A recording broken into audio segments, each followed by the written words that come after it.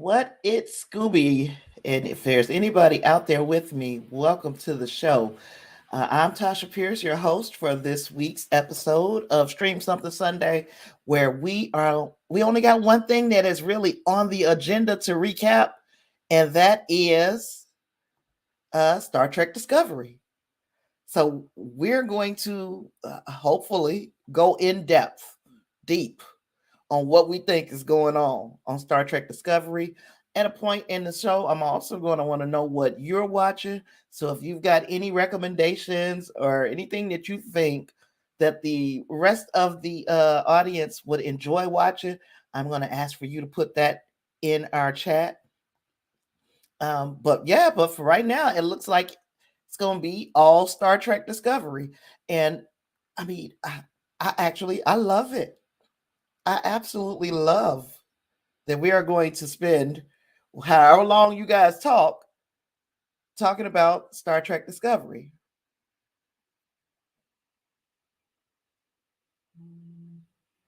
Oh no. You said earlier today you felt like 5 kilometers of bad road. I can announce that I'm feeling like 5 miles of bad road. But that's not good. I hope you haven't come in contact with that thing, Angus. Well, I really hope you feel better, sir, because that breaks my heart. I don't want to hear anybody sick, especially if I start to think that you might have that bug that's been going around for a couple of years. I hope not. Gosh. And I was just talking about it, like about the virus, the coronavirus. I was just talking about that earlier. Like I haven't gotten it yet.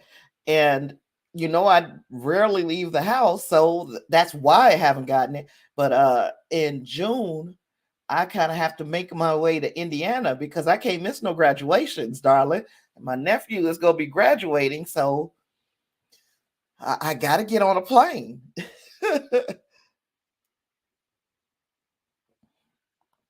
You said you thought the solution to them getting through the barrier was elegant. Oh, you said it's not Corona, it's just Sunday. Okay, as long as as long as it's not that thing. Lord have mercy. That'll have me concerned.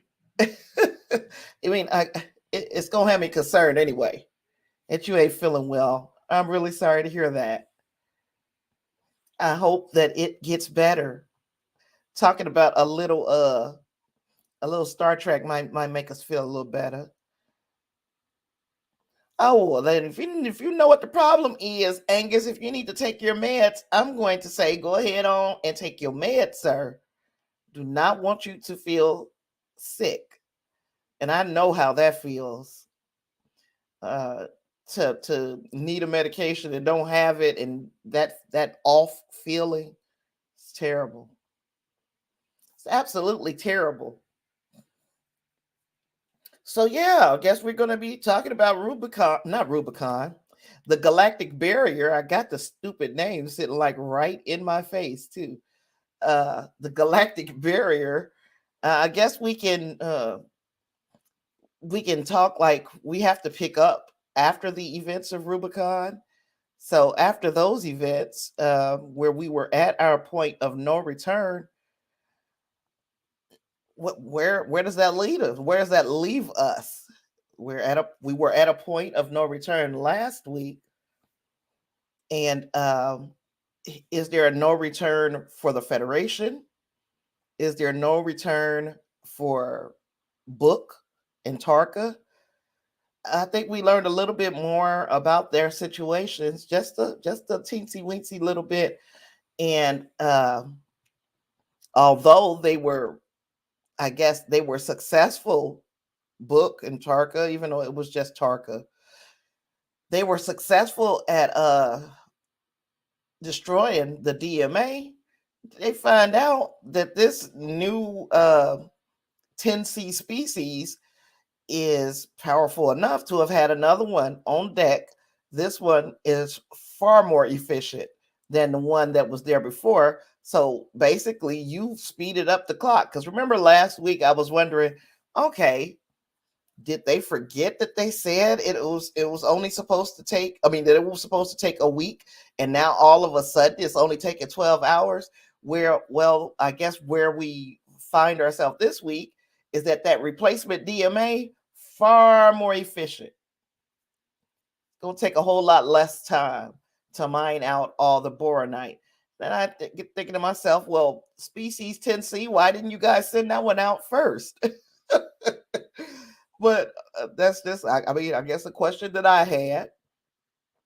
So now they had to fast track their plan to go and make first contact with 10C.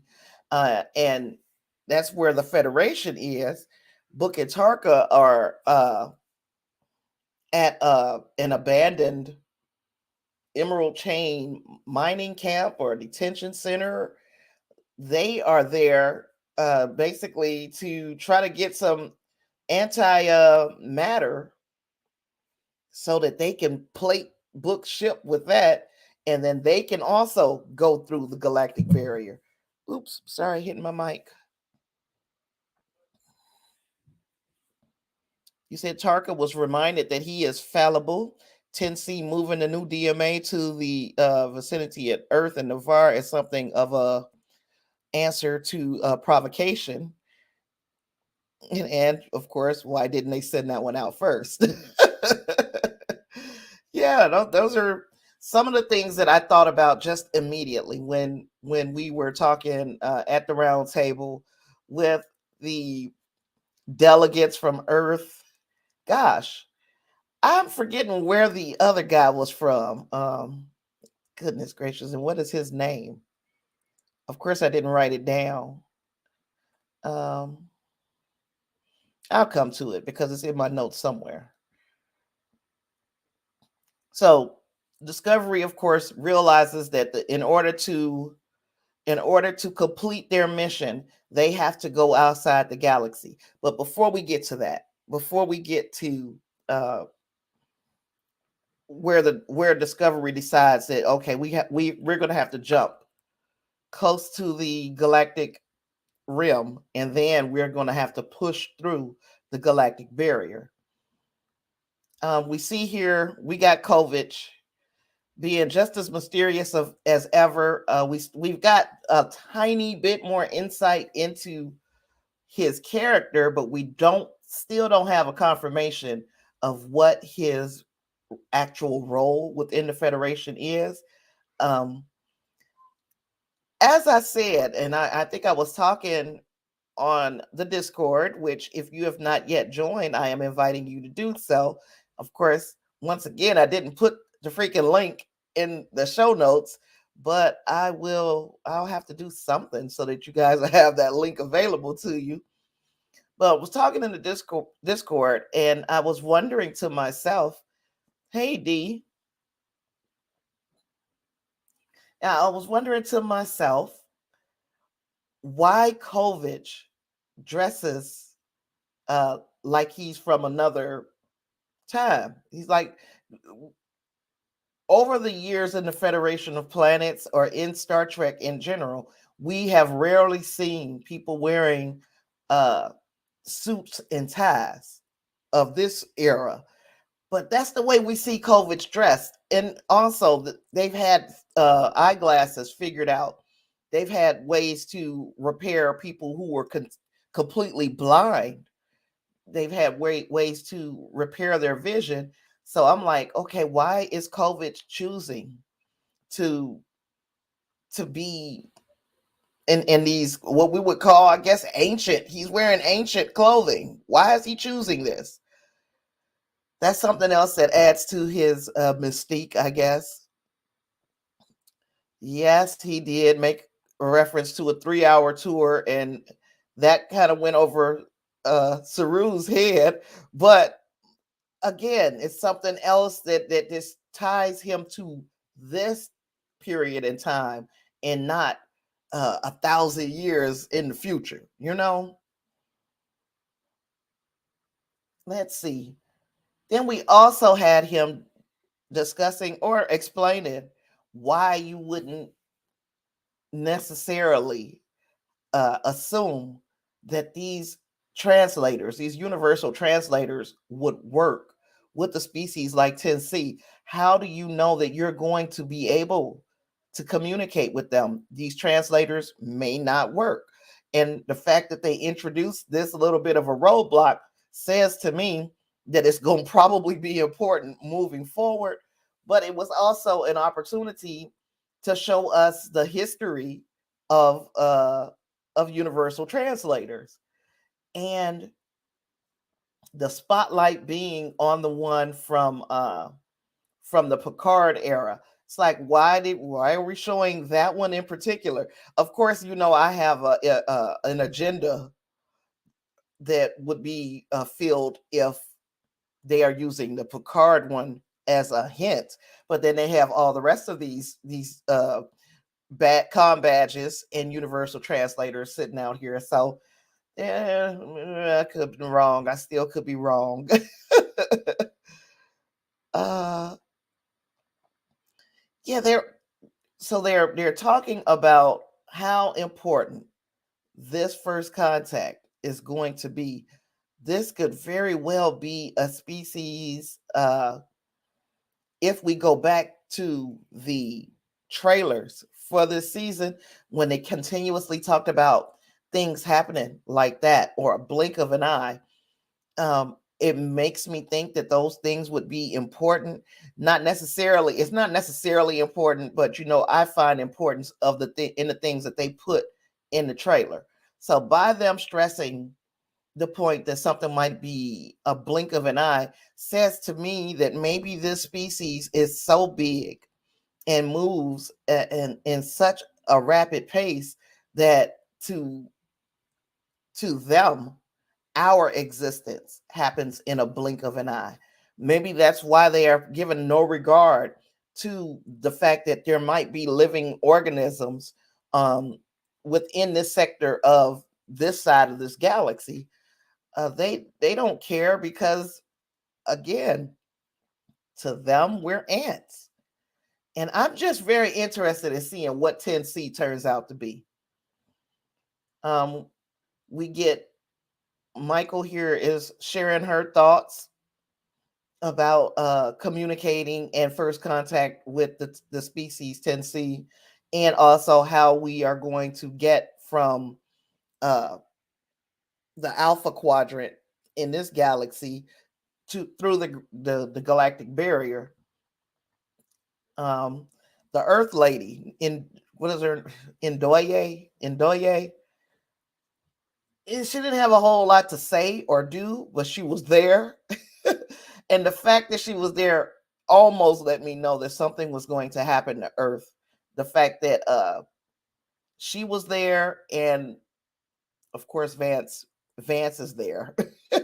President Torino was there, and then this other guy who I can't remember his name. I thought I had it written down.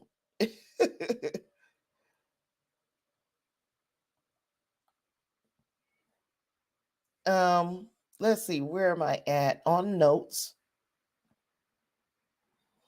I guess they put those shielding upgrades in to make sure that we're not going to turn into Gary Mitchell.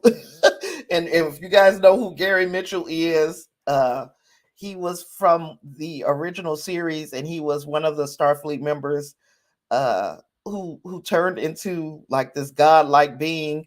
It was kind of riffed on Lower Decks at the start of last season as well. Yeah, so they're going to plate Discovery with this anti-gravity, or not anti-gravity, antimatter hull plating, so that they can make it through, and then nobody gets the Gary Mitchell treatment. uh Let me see.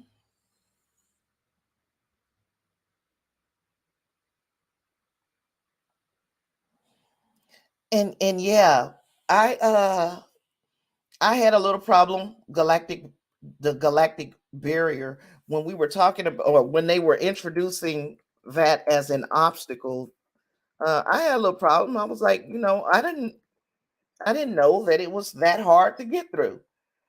So we're going to talk just a second about the Galactic Barrier. I'm going over to Memory Alpha and I'm going to read a bit about it because, yeah, I was just like, okay, I know that it's not going to be a piece of cake, but they didn't particularly make me understand why it was so hard to get through.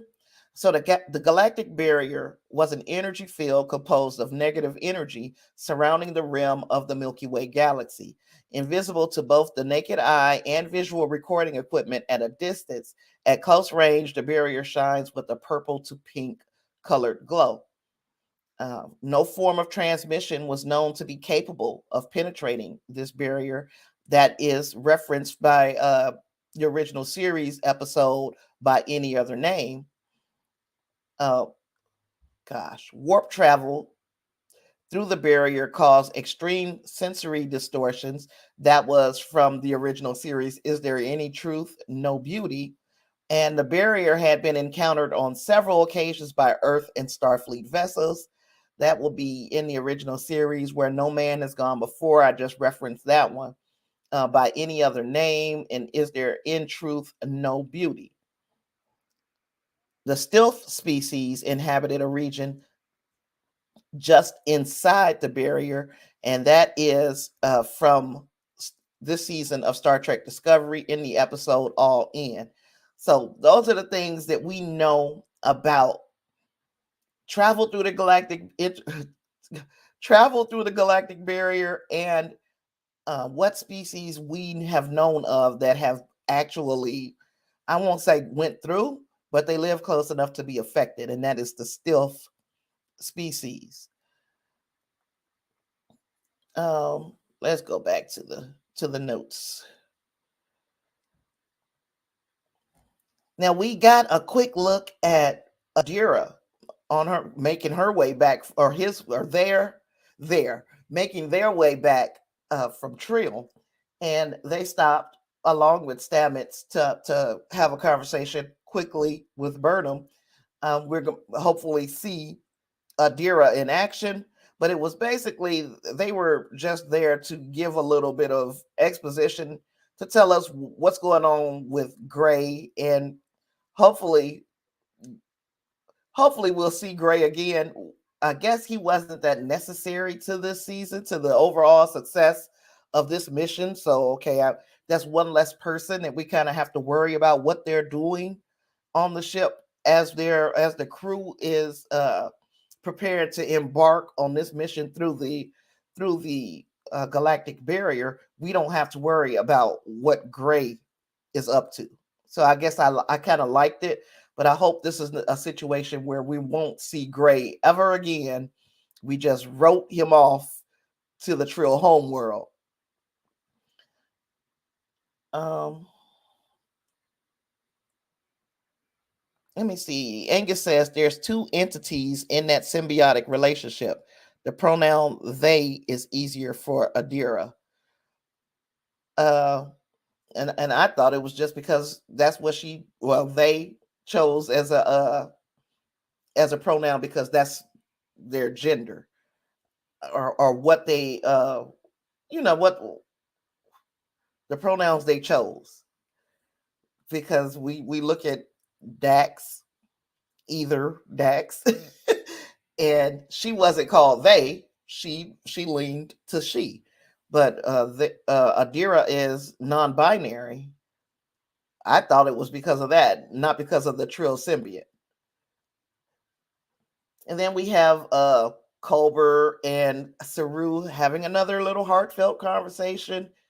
Um, we see Saru, it's like a world tour with him. He's talking to a lot of people, and when they talk to him, they drop a bunch of exposition as he's moving through. It is a reasonable way to try to, I guess, figure out what people are doing while this mission is going on. But we see Saru stop and talk to Lieutenant Bryce, or Lieutenant Commander. Are they Lieutenant Commanders now? Correct me. Where he's talking to Lieutenant Commander Bryce. Now we know that the actor, I think his name is Ronnie Rowe. I know that he is playing in a show called The Porter. I don't know what I don't know what's streaming service or channel or whatever where you can find the porter, but because he is shooting both of these series at the same time, that's why we've seen such a small amount of Bryce. And it seems like in universe he's going to be working with Kovic for a little while. Kovic is working on something that is so top secret that he didn't share it with anybody that was sitting in that meeting, but he did share it, that I'm working on something that's really top secret. So uh, Bryce is working or helping him in that situation. I would imagine that it is a communications thing. Can't be sure, but we know that Bryce is a communications officer, so that would be in his wheelhouse. But yeah, this is just basically letting us know that he ain't gonna be around. Don't be looking for him. In the meantime, we got Reno name dropped. So hopefully we'll be seeing her again because it's starting to get weird that there are people on this ship that are doing things that we never see.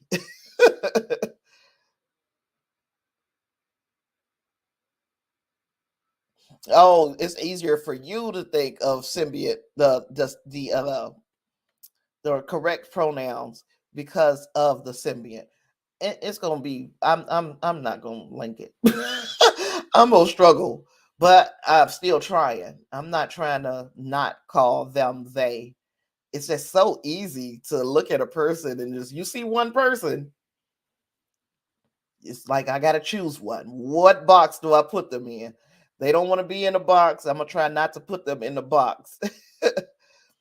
um, then we see Saru stop and talk to President Tarina. Now, he's having this conversation because he feels like I'm going on a mission that I might not come back from. So I would feel like it was a missed opportunity if I never told her how I felt. However, I might not come back, so I won't be hurting anything.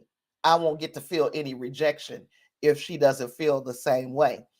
And when she walked away from him after he, kind of poured his heart out, um, in my mind, I never thought, oh, she's rejecting him. She made the first move. So by her making the first move in all of these situations, I know she likes him. Is I guess in her mind, it's probably logical to get this mission out of the way before trying to pursue anything more personal with Saru. And I get it. I get it. Then we see Booker and Tarka. And like I said, they're on this where they're on this emerald chain. I call it a death camp. The emerald chain mining camp or whatever the heck they were doing for the chain. They went to the spot where Tarka was held captive because they need to find a stash of that programmable antimatter that was left behind at this research facility. So Tarka is like, I know this is where I could get it. And the reason why I know is because this is where I was held. This is where I met the friend who basically changed his life. And then we got more of Tarka's story. Now, how did I feel about dropping Tarka's story right in the middle of this episode? Honestly, I feel like it slowed things down. It's not getting us to where we need to be. However, it is good to know what is motivating him. He said, "Nope, it's acceptable. Death camp is accurate. A lot of people did die there. Yep, died from natural causes, and from overwork probably, and were just plain out killed." What's up, Lysandra? Welcome to the show. Welcome to the party. So yeah, we know that this guy, his cellmate, turned friend, is Oros, and he was initially sent there basically to find out what Oros might be up to, kind of keep him in line. excuse me, they were trying to keep him in line during his captivity. They put Tarka in there with him to betray him if he were thinking of doing something much like what they're doing, planning to escape. You said it was a pacing problem to have so much Tarka flashbacks. That it made me think of Boba Fett. That's exactly where my mind went with these flashbacks. And I guess I would have been more receptive to the flashbacks a little earlier in the season. Now it's just like it's getting in the way of moving the story forward for me. Um, Even though the story that they're telling about Oros and Tarka's friendship is a beautiful one, and it is something that was necessary, but it just wasn't necessary right now. They could have put it anywhere else. But we see them getting closer. They're starting to open up and share ideas with one another. It's like they have bonded over science and mathematics. Angus said, "We've seen Oros species before in the next generation, but they needed a breathing device then." Really? I do not remember. What is Oros then? I'm pretty sure they told us, but over my head it went. Let me see. I'm going back to Memory Alpha, see what we can find out about Oros and his species. Since this is pretty much all Star Trek Discovery, it's not like uh, it's not like we got a whole lot else to talk about. Let's see.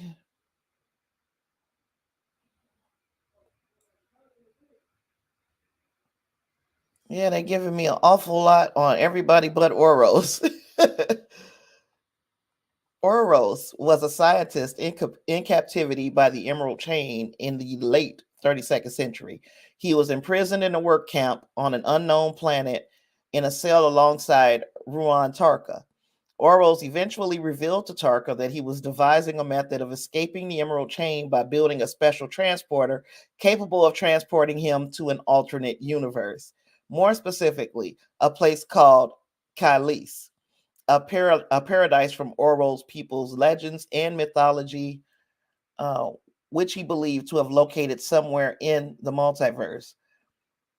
It's not giving me it's not giving me a species name. It says after quite some time, the two were able to build a prototype transporter. That is this is more brainstorming in this picture, but this is where they built that prototype transporter. Um, Emerald Chain enforcers tracked the power drain to Orwell's quarters and threatened him.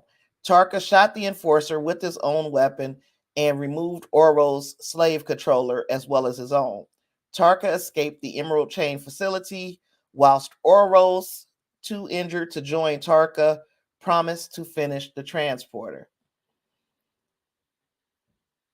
Um, so there's the fight where Tarka, who had basically he was there to betray Oros, and ended up befriending him and also doing what he had to do to save Oros's life so Oros could get away. But Oros was too injured in that fight. Now, Tarka hid in a nearby cave for approximately a week, at which point he witnessed a major power surge from the Emerald Chain facility, along with ships leaving. Upon investigating, Tarka found the facility completely abandoned. A symbol representing Kylise was carved into the wall of his in Oros' old quarters, leading him to believe that Oros made it out alive, having successfully completed the interdimensional transporter.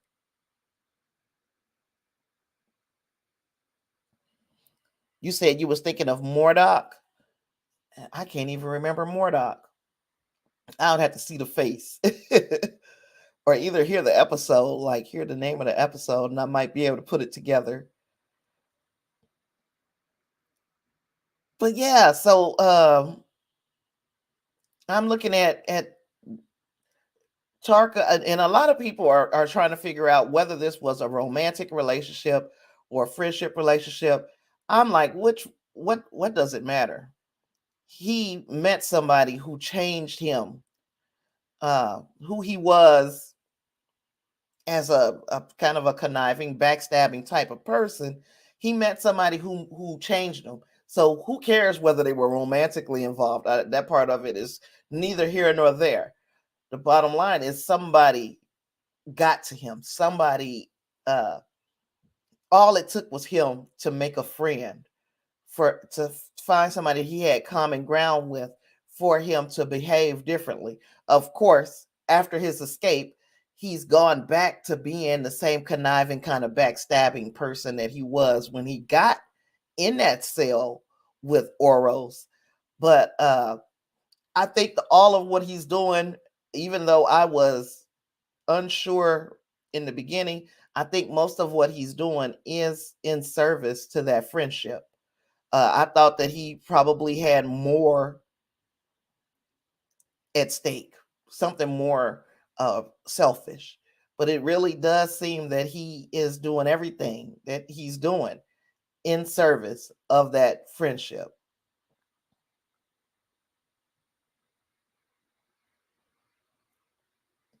And why is it so important to him to go to this alternate universe that Oros is telling him exists? It may be a safe haven for Oros, but that doesn't mean it would be a safe haven for Tarka. He said Tarka is a conniving, backstabbing character. Yeah, but they tried to give him some layers in this episode. They tried to make us see that he had a little humanity in him. But yeah, it was kind of, to me, just at this point, I hate this character. Now you want to make me like him a little bit? How am I supposed to feel about Tarka? Um, they set up a feeling all throughout the series, this season, and now they're like, nope, don't feel like that anymore. Feel like this. Like him a little bit. Make him more sympathetic. I don't know. I still don't know whether I feel like he's a sympathetic kind of antagonist in the story, because everything that he's done has really made things worse for the Federation. And at the end, I thought they were supposed to be the people that I kind of agreed with, or kept myself, kept my emotions open for the Federation and their issues, not Tarka. And now there's I guess, a little bit more of an emotional connection with this Oros character, because Tarka doesn't even know if Oros really survived to make it to Kylise. He doesn't know whether Oros finished that transporter and was able to transport to this alternate dimension, but it does leave the door open for that to be the case, and I like that. Um, that he's doing everything that he's doing as just part of the promise that he made. He's not even sure if he'll ever see his friend again.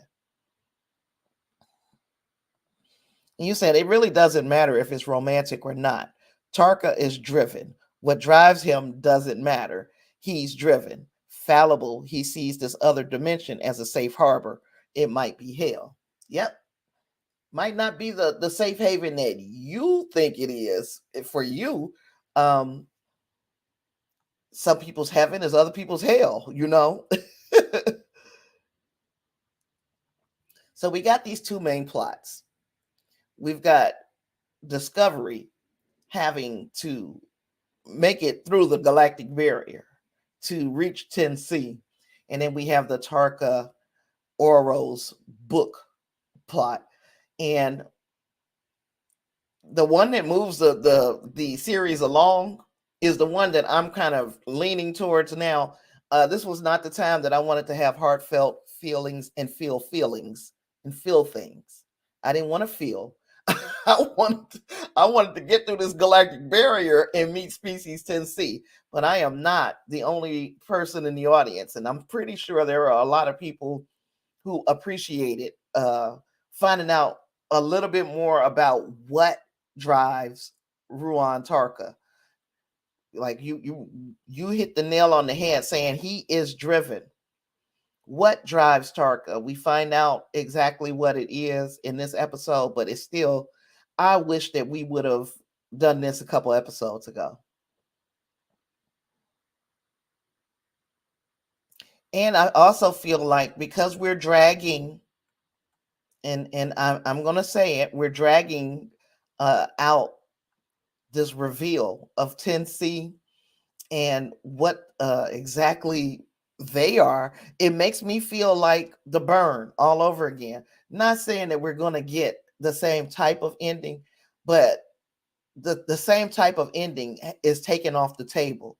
Now, we've gotten so far along, we need to know what 10C is and how we go further to this. I know I can't be the only person who feels like this. Like, we're doing the same thing we did with the burn. Are we going to drag this thing out this entire season and it turns out to be something that is rather unsatisfactory?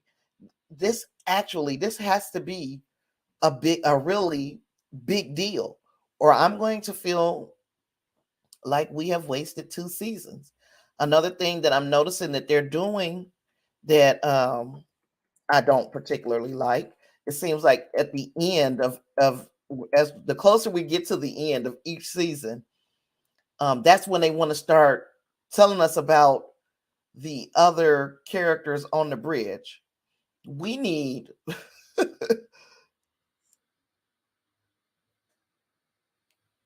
Wait a minute. What you said? 10C are Kelpians. 1111. I don't know what that means. You'll have to. You'll have to. I don't know if I'm. I don't know if I'm reading that right. Help me. Help me. Help me. Let me see what else. And oh, that's that picture of Saru thinking that he had gotten past or gotten around President Serena, not realizing that she went on. Yeah, the burn was a Kelpian. I really hope that these 10C, that number one, that they're not Kelpians, of course,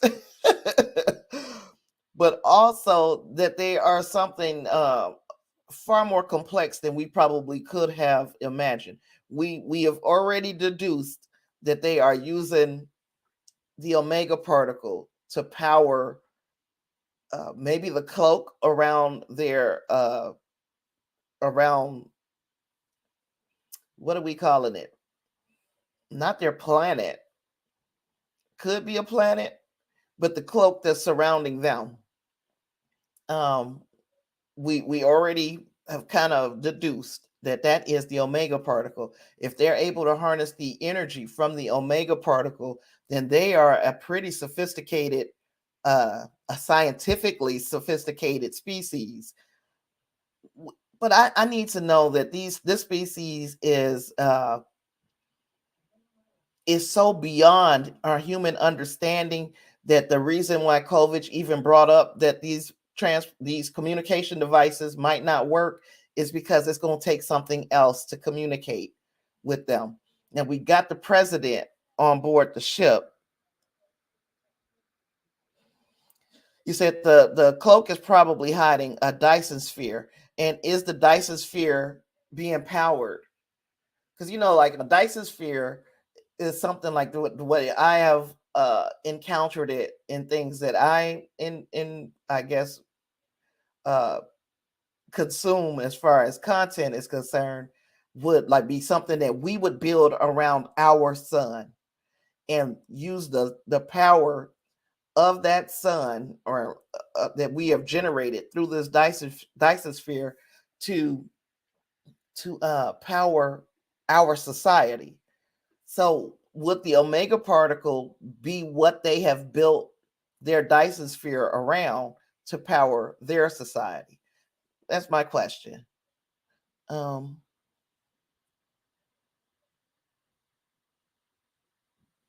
Now let's see.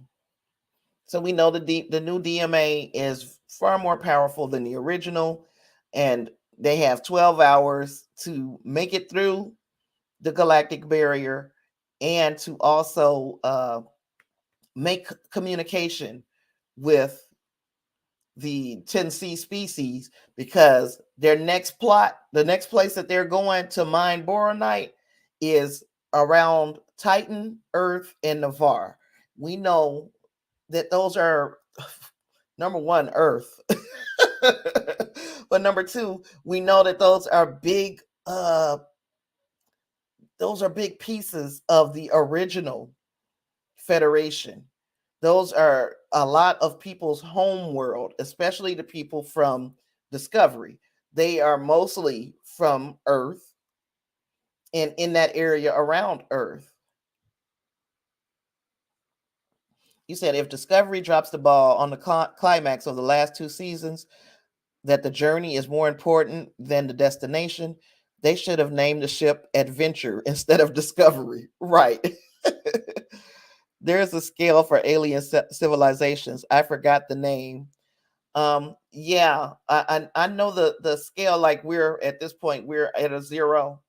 We're not even close to being a level one civilization. Um, I know what chart you're talking about, or that scale that you're talking about. Um, we would have to be able to harness the power of our closest star, and that's what would make us a level one civilization. But we can't even get to our closest star, which is the sun. So that is possibly a big reason why, if we got there, we would still have to figure out how to use the sun as our only energy source.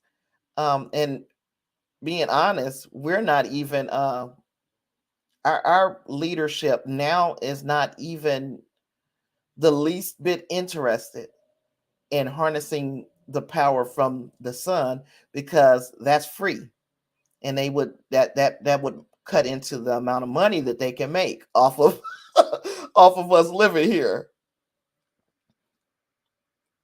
Yeah. Okay, so the Kardashev scale. So we're on Earth are a level zero. Kardashev one uses the energy of the planet. So we haven't, yeah, we haven't even tapped into that part of it. And we talking about the next thing would be going to our solar system, and that would be what uses the Dyson sphere. Okay, so we haven't even tapped into just using all of the energy of our planet. We got a long way to go before we would even get to be a level one civilization. Yeah, so the Starship Discovery made this jump from they made this jump and landed a few light years from the edge of the Milky Way galaxy. And then their plan was to go through the energy field with these shielding upgrades, and then embark upon the mission for 10C. Yeah, if you were able to harness the energy of your entire galaxy, but they're actually at this point, the 10C is going outside of the galaxy. So a DMA would be the first step of creating one to harness the energy of your entire uh, galaxy. Then the next step would have to be would it be neighboring galaxies? Yeah, just damage, you owe me 5 light years. No, we couldn't get no closer. We also found out that the President Rillick, is not trusting this first contact to anybody but herself. She feels like because she is a diplomat, because she was an ambassador for X amount of years. I got questions about that too. But because she was an ambassador for X amount of years, that she would bet on herself to make first contact over anybody else. The Navarre president is on board. I believe General Ndoye from Earth is on board. The other guy could be on board.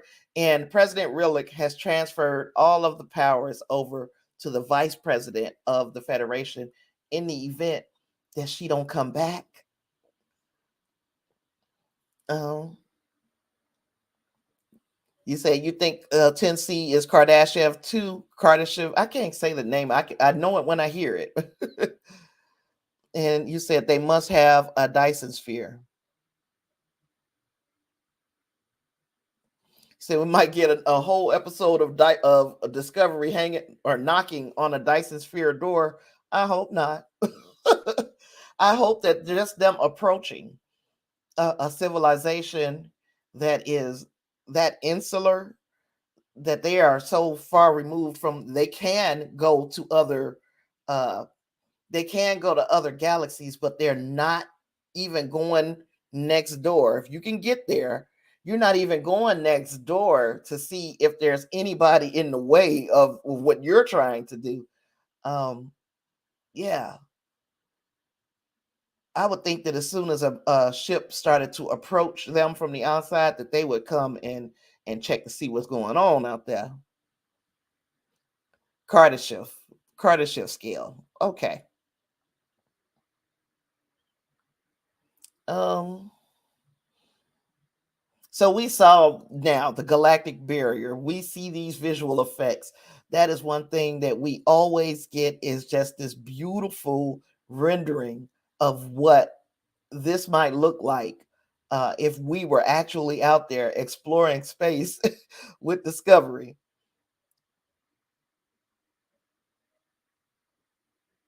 Let me see.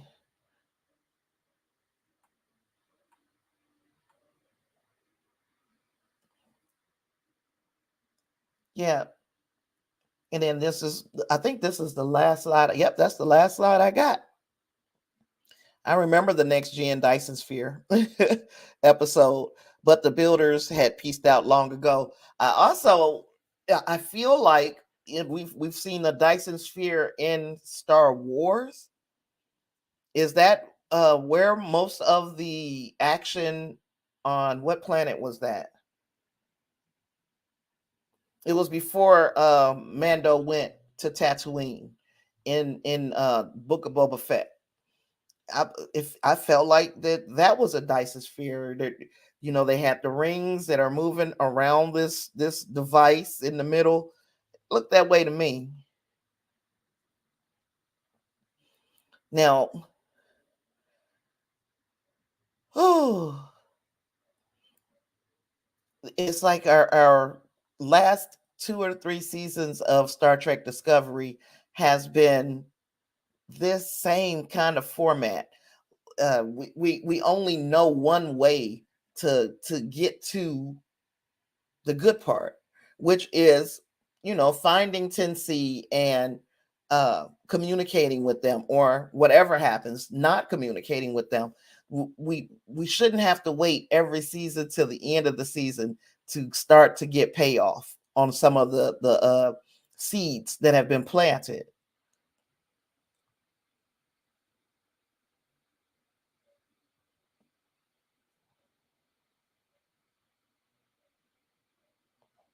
You said they were so not the first humans to see intergalactic space. They could fly up or down from Earth to reach intergalactic space. I don't know. I'm gonna roll with what they telling us in the universe, as far as what the story they're trying to tell with it, because I really don't know anything about traveling outside of this galaxy. We hardly know about traveling inside the galaxy. It's like now yeah, we don't know. We can go by what we have learned or what we can deduce scientifically, but nobody has done it.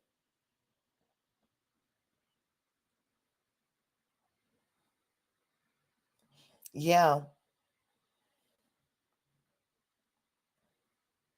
So we're gonna have to wait, it looks like, to the end of the season. So all the rest of this little stuff that's going on is really just in service of getting us there.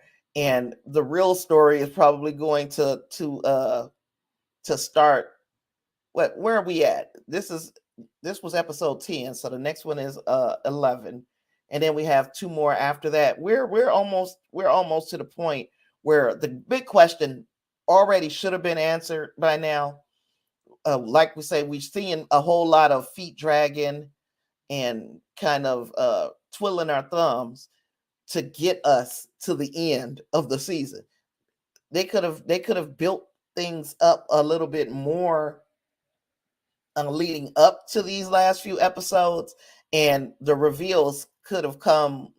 You know, we could spend a little bit more time in the reveal instead of rushing through it because we're waiting to the last two episodes to get it. You said that was a miniature ring world structure, nothing more than a space station around an artificial star. But there is a Dyson sphere in Star Wars. Hit up Wikipedia for Iocath. I hope I said that right. I'm not sure. Iokith. Is that point well made? Yeah, I don't know. Yeah, now that because most of my understanding, or I'll say the beginning of my understanding of a whole lot of science, comes from some of the stuff that I watch, and then I just want to know more about where these people got it. Is it really rooted in science, or is this something that we have made up just for this show, like the whole tachyon thing? I went down a tachyon rabbit hole some years back, and I'm like, okay, that's just some shit that we say in in Star Trek.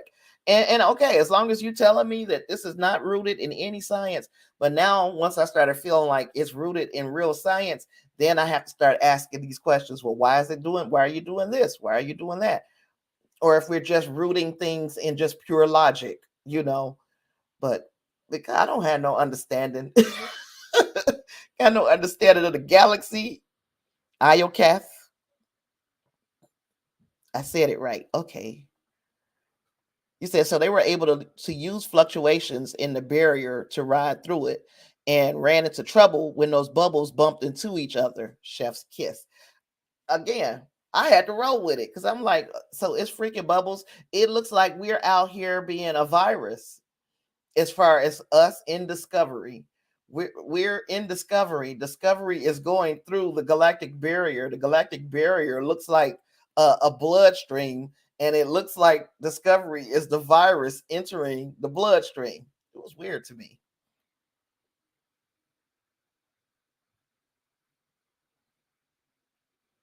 You said the Iocath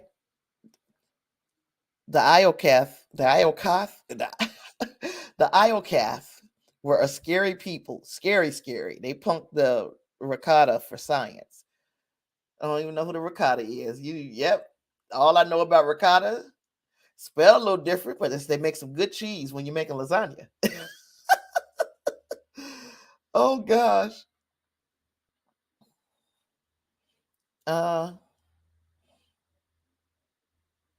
yeah, it's time to come out of this. I guess the way that they've been doing things over these last three seasons. Not saying that these things didn't work, but I am saying we are repeat. It's not wash, rinse, repeat. You don't have to keep telling the same type of story. You could tell a story where we meet the species that is, or the person that is creating this problem somewhere in the middle of the series, and we can spend the back half of the season trying to figure out how to get out of it. But just to keep telling the same kind of story every year and making us wait to the last two episodes, and we could possibly be disappointed. That's how you lose people.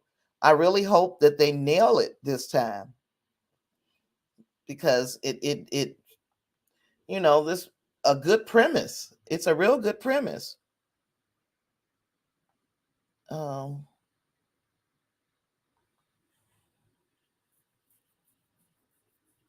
Now we know that Michelle Paradise has said that 10C is something entirely new to Star Trek. So they have to be, special if we are doing this build up to them. Um,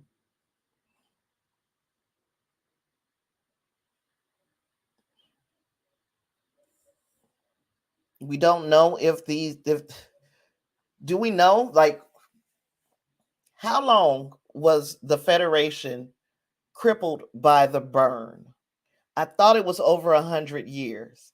So if Rillick was an ambassador for 20 or 13 years, or however many years she said that she had been an ambassador, one of the top ambassadors, they weren't going anywhere.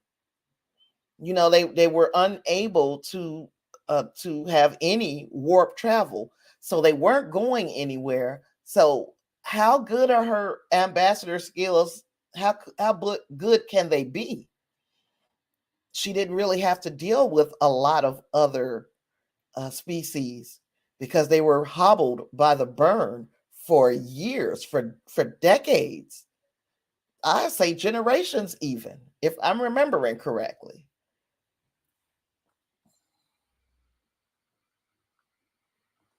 You said Enterprise had this long drawn out battle with the sphere builders. Um, and I remember the sphere builders, yeah. And the thing is, I liked where they were going. I liked where they were going with that, and they abandoned it for whatever reason. I forgot it was a reason in universe and a reason outside of the universe. Yeah, just over a century. So if they have been incapable of warp travel for over a century, who was she being an ambassador for?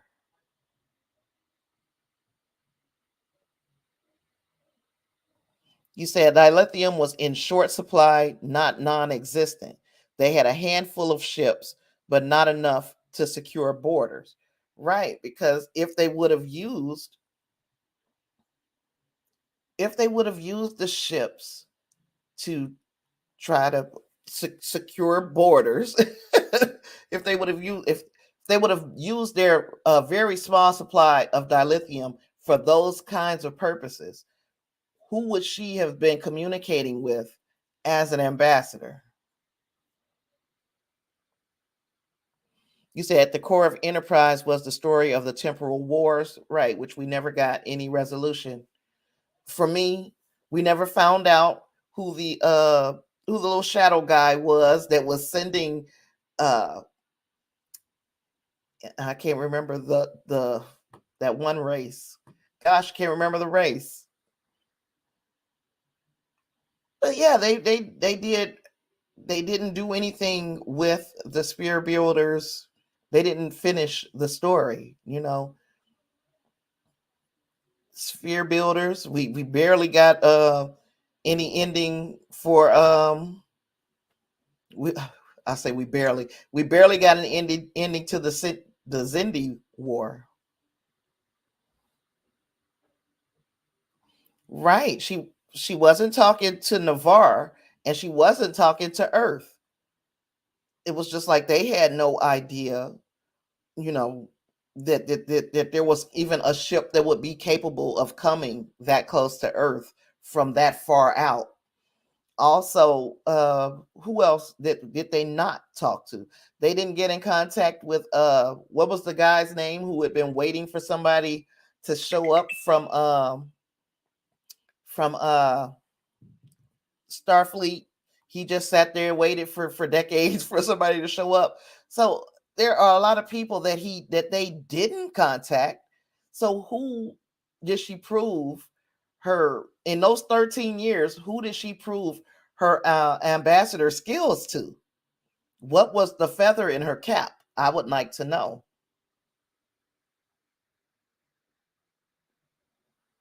Yeah.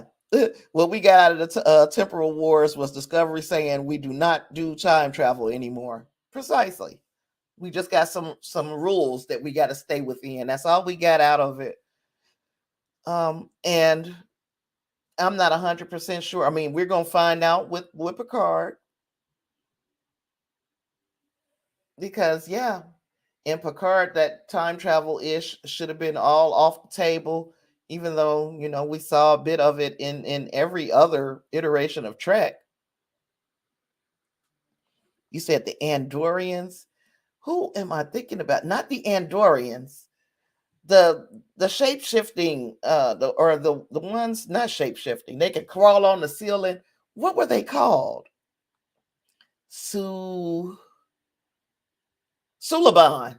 The Suliban. Yeah. I mean, what the hell happened to them? Because the Suliban was who were working for Shadow Guy, and I wanted to know who Shadow Guy was. I think Shadow Guy could have been Archer, but we don't know. We just they just stopped telling the story. Shucks.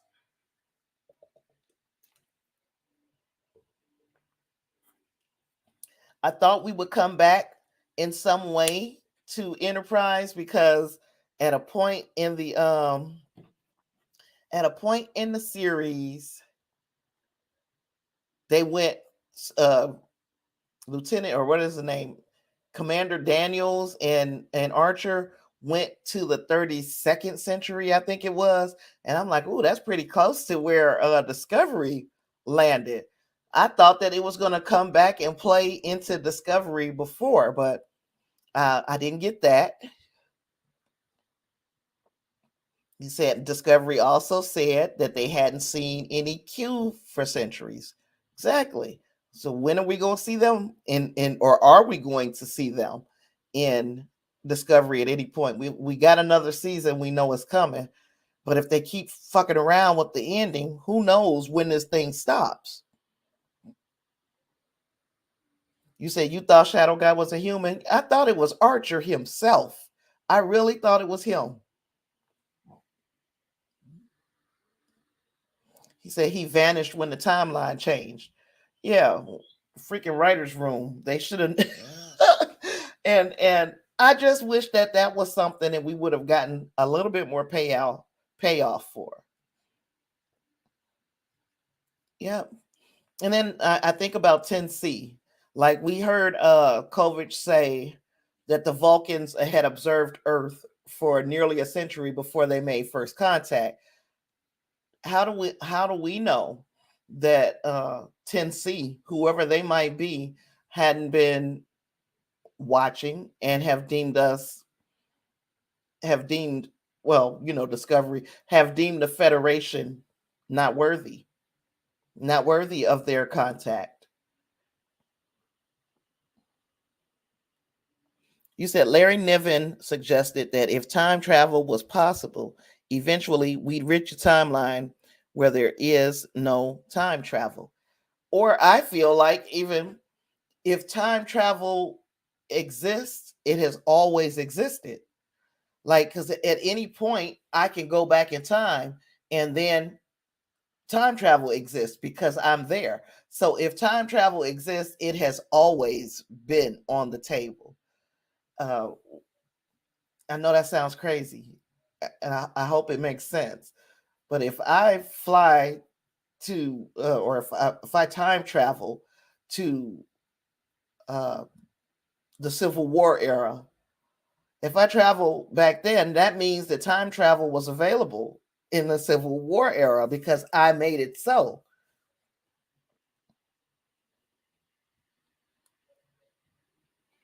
Oops, you said they know or they moved the DMA within range of Earth and Navarre. They know the Federation in detail. Do they, or are they just searching for areas that have boronite in it? Are they going there because they know that's where Earth and Navarre is? Or maybe they don't even care about Earth and Navarre. They only care about the fact that there's boronite in that area. You know, uh, the Sometimes I get a little crazy with my thoughts, Angus. I'm thinking as if, am I crazy? If where the furthest I can go back, if I went back to, what do they call it?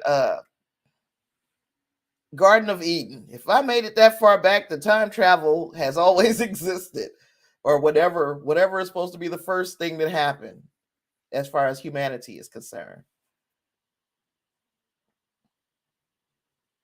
Yeah, I'm ready for Kovic to tell us who the hell he is.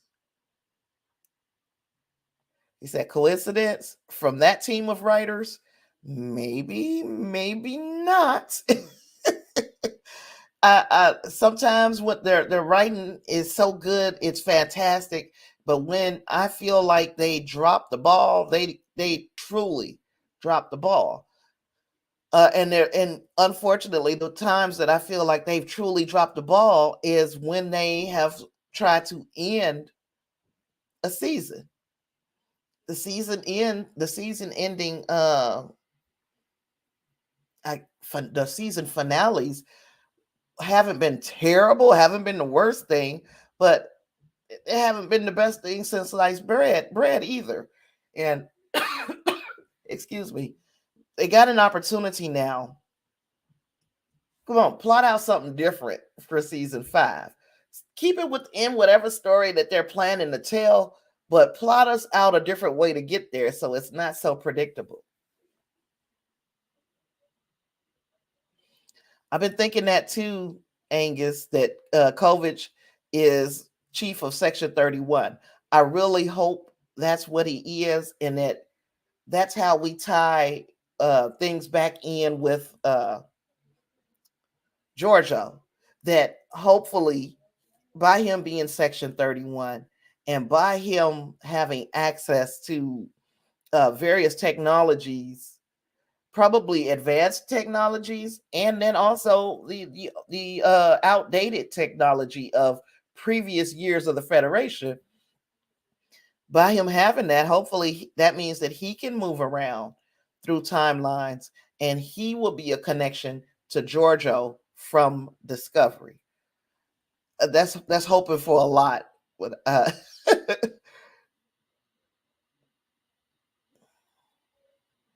You said you thought the best episodes of the Next Generation were about the uneasy alliance with the Klingons.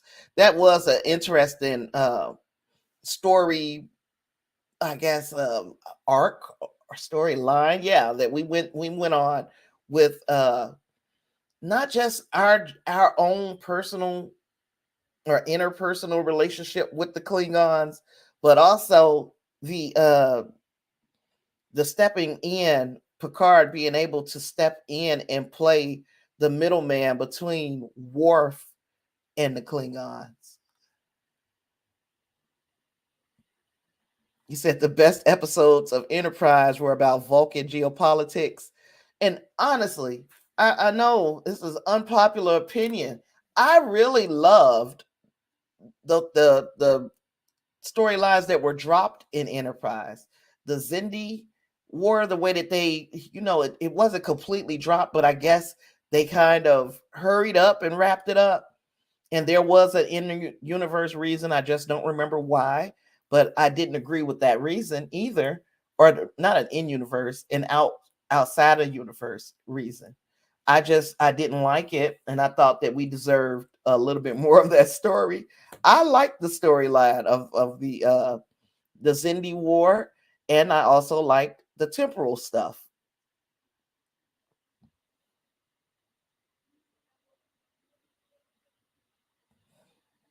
You said if Discovery spends season 5 just settling diplomatic flare-ups like those, I think it'll be the best of Discovery, especially if they get more people involved, especially if they use the crew. Because I'm wondering now that Bryce has decided he's going to work with Kovic, does that mean that when Kovic or whatever it is that Kovic really does for the Federation, which we have no clue, but whatever it is that he really does, will Bryce have an insight where maybe that's how we learn a little bit more about Kovic? I You can't just keep bringing this character out and don't tell us what he does. I'm starting to get a little tired of that.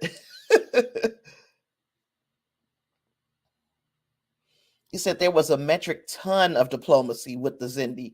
It was a good TV. Yeah, I liked it. Some people didn't like it though, and I get it. Uh, but yeah, I'm looking forward to seeing what's going on with COVID as well. And then we saw, and I didn't mention, Burnham and President Rillick kind of working a little bit better together until it was like, hey, we need to tell them that Earth is it was in harm's way. Now Reinhardt said, and what's up, Reinhardt? Reinhardt said he really liked this week's episode a lot. Uh, yeah, I liked the Galactic Barrier stuff. I like the shit on the ship. I liked even Burnham and Rillick, coming to kind of common ground with one another until it was time to discuss whether or not they're going to tell the crew that there was that the DMA is heading towards Earth and Navarre and Titan. Mm. And the thing is, you have who you guys are regarding as far as in universe. You're how you're regarding him to be this great, I guess, counselor. When you're having this type of discussion between Burnham and Rillick, it would have made sense to have a third party there. But I guess you introduce the third party, then you're introducing their opinion. And maybe they just wanted to duke that one out themselves.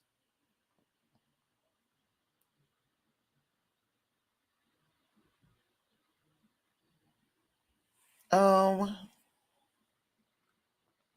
Angus says Kovic hasn't once tapped Discovery for a mission.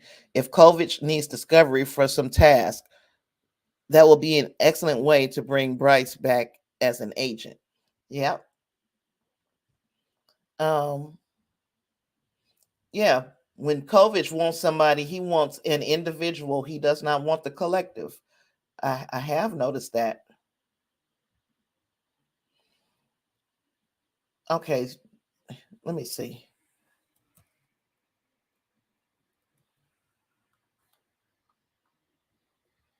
Ronnie Rowe, that's Bryce.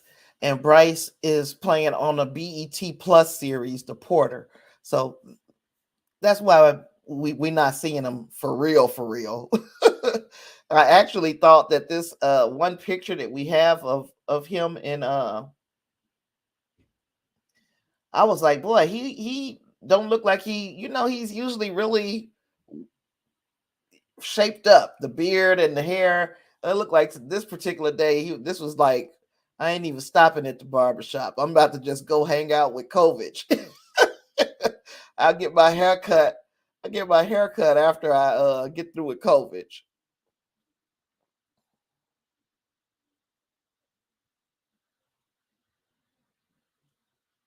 And then when I look at Universal, go back to the Universal Translator pictures.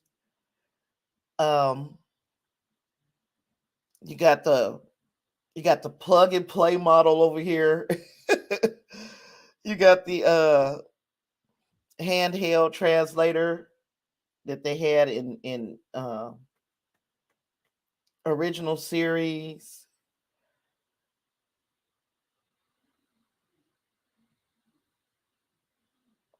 Um, but that Picard area, the Picard era Starfleet com badge, that is what jumped out at me. It really and truly did. It made me think. And I'm sitting here talking about this, and I ain't even showing y'all the picture. Gosh. You said Star Trek makeup is the stuff of legends. Yes. If you're gonna get nominated for anything as far as Star Trek, it could be your visual effects and that freaking makeup. They do such an outstanding job. The pen translator. Yep. I see that one over there. Reinhardt said, "Oh my God, when they filled all those universal translators, I was like, I love you guys. Did y'all get that deep of a dive? Got to warm my heart. Just the effort."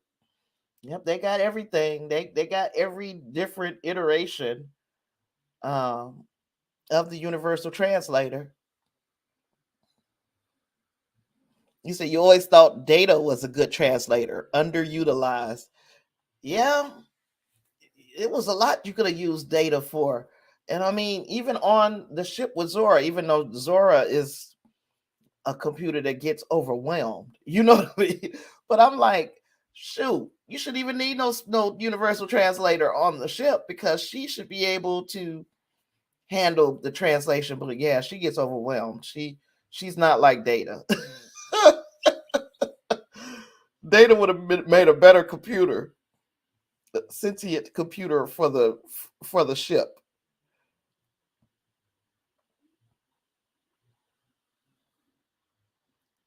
Yeah, I liked the episode, but again, I think the Tarka stuff.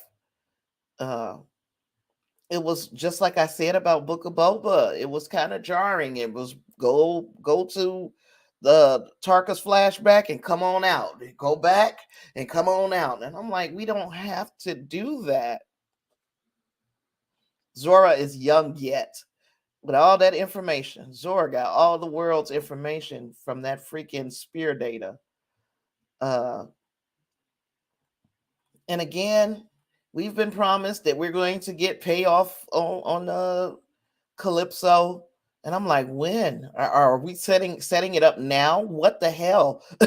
When are we going to get this payoff? I'm looking forward to seeing how that thing even plays out. But yeah, not a bad episode. I feel like I really feel like the shit that slowed things down was the flashbacks. Even though they added layers to the story that we didn't have before, um, I think it took away in a lot of ways as well from where we could be at this point in this season. We could already be outside of the Dyson sphere of species 10C, and maybe even finding out we could have even been to the point where we found out, hey, they don't understand us. Our language is nothing to them, or we're moving into a situation where we're so insignificant they don't even know we're here. I Yeah, don't wait till the end. We need 11, 12, and 13 to be to really hit for me, because this one didn't advance us far enough in the story.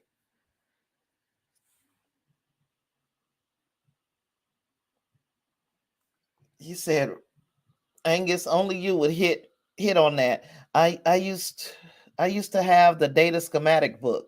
Yes, I'm a nerd and proud of it. And it showed in the book that Data had a built-in universal translator, but we never got to see it. We got to see him use it though, didn't we? Because he was able, even though he had the same technology that everybody else had, the com badge.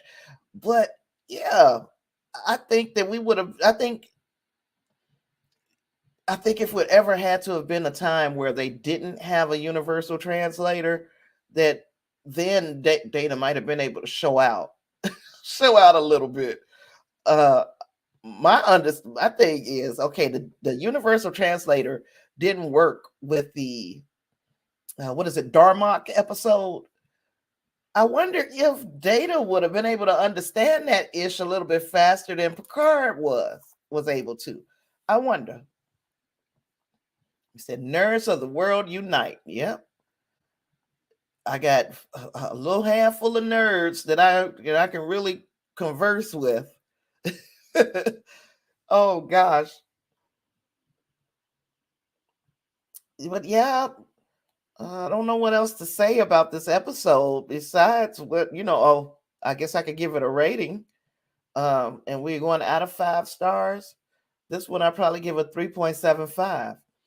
And I think where it was lacking was we got too much of the Tarka Oros story in this episode. We should have gotten some of that previously, in my opinion.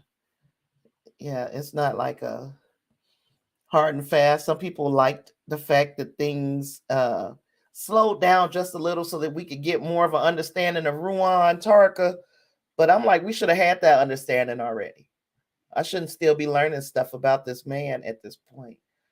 Only thing that I need to know about him is that he thought he knew everything. He was full of arrogance, and he found out that even as smart as he is, there is an entire civilization of people who are still thinking a few steps ahead of him. You're Earth smart, as Rocket said to Tony Stark in Avengers Endgame. You're only a genius on Earth.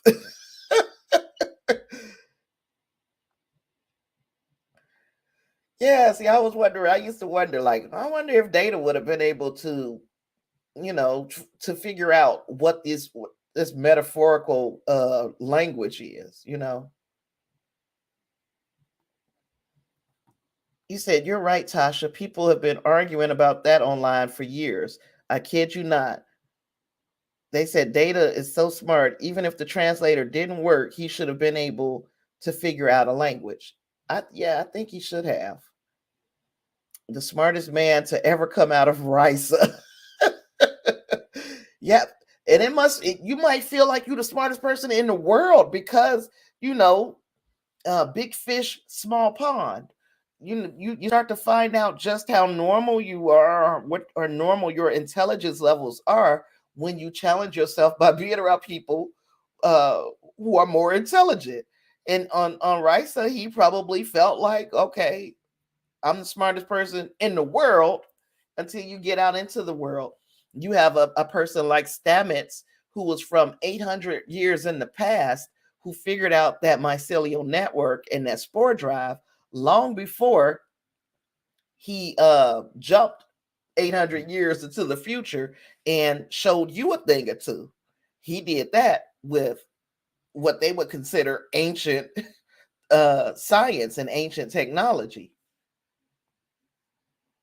Reinhardt said, not always argue. Data couldn't figure out their language. Uh, Celtic wedding in the script. Um, I got lost. I don't know. I don't know. Um, but yeah, I don't know if I finished that thought earlier when I was talking because I cut myself off sometimes and forget that I was even saying something.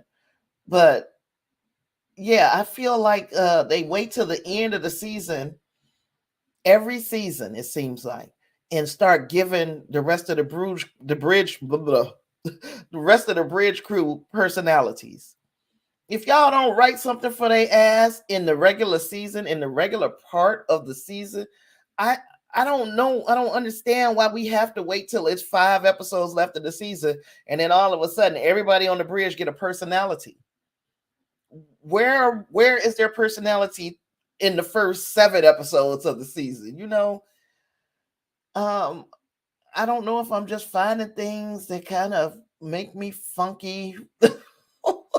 But yeah, I can't understand why we do this every year.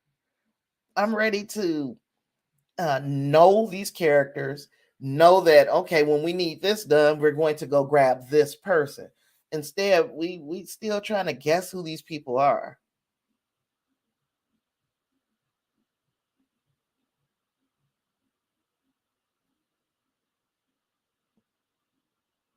Oh, okay. You say you always argue Data couldn't figure out their language because it wasn't in the script.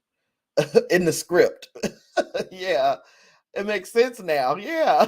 Some Celtic weddings. What?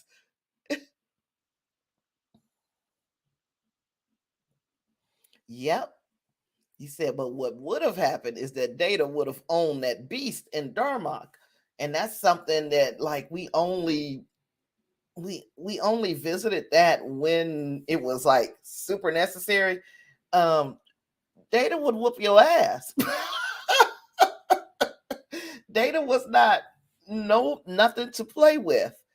So yeah, we should have seen a lot more of that, I think. I thought, I didn't watch the last season or the entire past season of the Orville. There was a lot about the Orville I didn't like. But one of the things that I did like was the little strong chick. Even though, they only really used her when it was time for we need somebody strong. We need you to open up this jar of pickles. Uh, but they showed that that is what she brought to the team.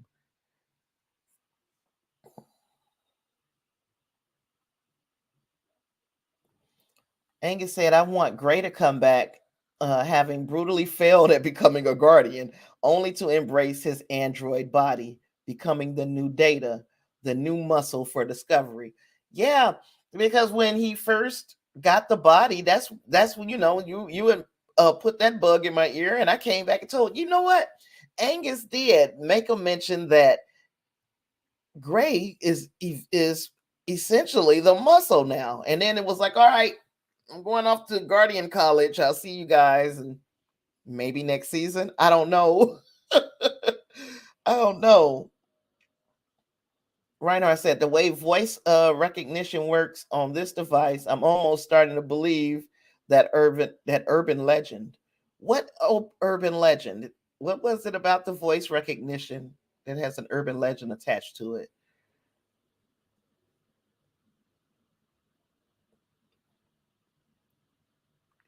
He said Worf was once like, my wrist was broken.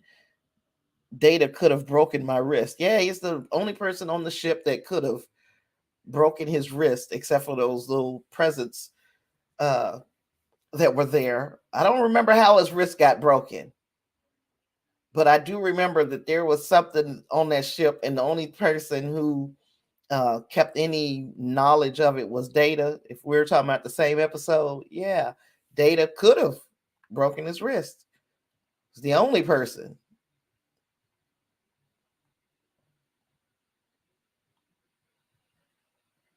But yeah, like I was saying, yeah, Bryce didn't even get his shit shaped up. He didn't do a whole lot of work for this look. Oh, you said you had to tell me in a DM. Yeah, do that because I don't know the urban legend. I don't know what the urban legend is.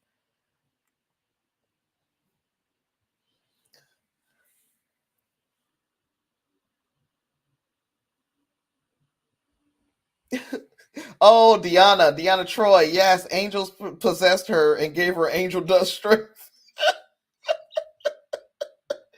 Yeah, I get it now. I remember. What are we thinking about the romance between Saru and President Tarina? What are we thinking about that romance? Do we have any feelings? Do you guys even care? Um, I think I talked about it a bit last week. I do. I would like to see how that works. However, I also like the fact that it's not a rush. We're not in a rush to make them a thing. We're seeing the foundation being laid for a relationship, and where it goes from there is anybody's guess, but it's not happening at the blink of an eye.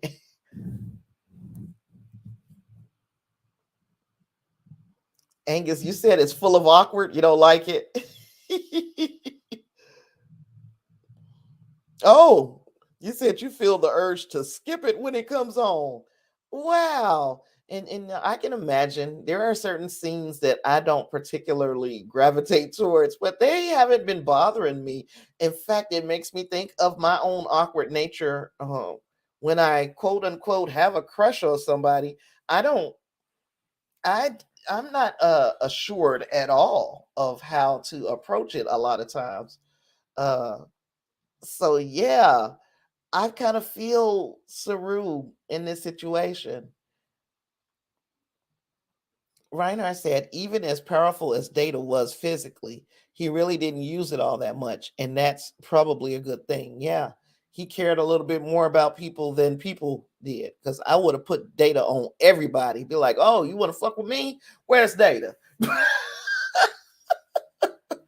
instead of instead of going the long circuitous way about solving a problem, I'm gonna get Data to whoop your butt.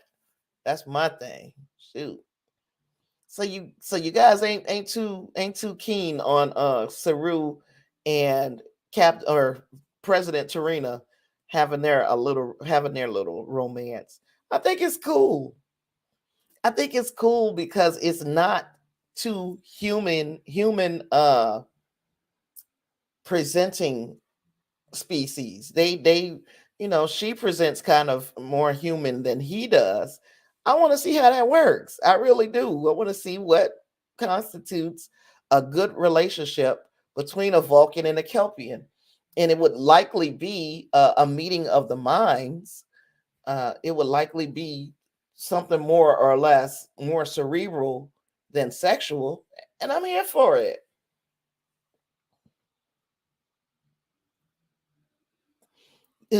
You said they're Reinhardt said he likes it because they're both like two middle schoolers. I honestly believe that Tarina know what she wants.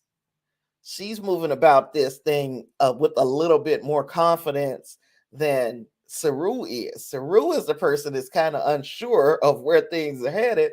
And I'd be like, Colbert, instead of talking to him and telling him he's crazy for not pursuing this relationship, you know, school him on how to do it. School him on how to be a little bit more confident.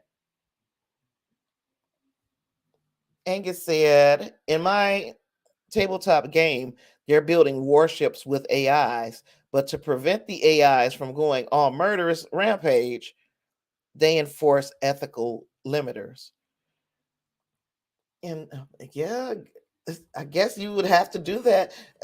When you think about even where we are with AI, as far as as our society and as limited as our use of AI is right now, that it's going to be on the rise.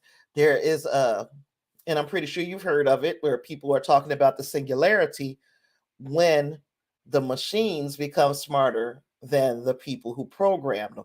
So to me, um, it would be like saying, okay, does at that stage of the future, do they have the means to limit the intelligence of this artificial intelligence?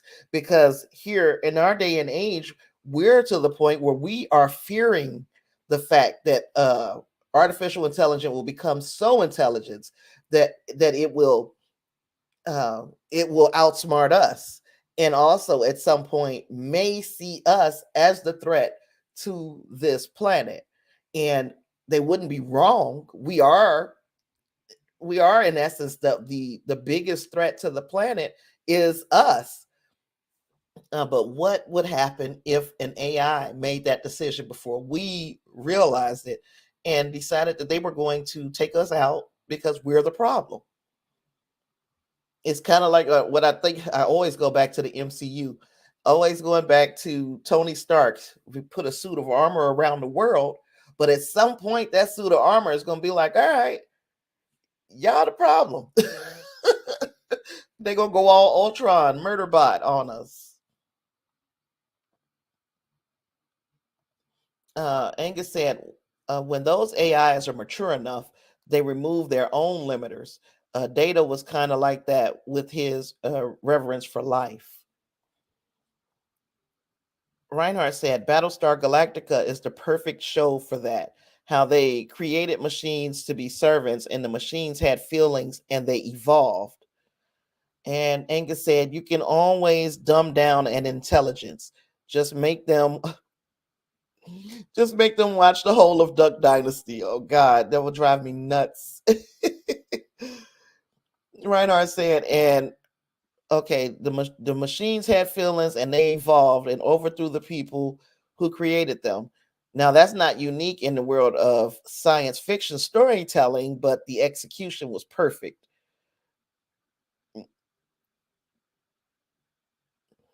You said you're the best. You brought me back around to your point that you were going to make. I don't know what point. I'm lost. I've been lost pretty much the whole day though. You said we're talking about being intelligent. Yeah. And Reinhardt said, I love the line between Rocket and Tony Stark, where Rocket says, take it easy, pal. You're only a genius on Earth. Yeah. So yeah, and that is, I guess, kind of where Ruon Tarka is finding himself. You're only a genius. You're a genius everywhere, Tarka, but you ain't the smartest person in the room everywhere. There is always somebody smarter than you.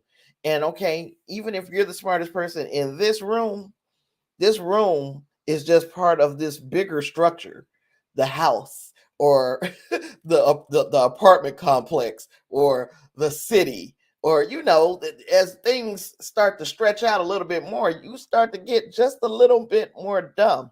There's a possibility that somebody out there is smarter than you. And Tarka is going through that.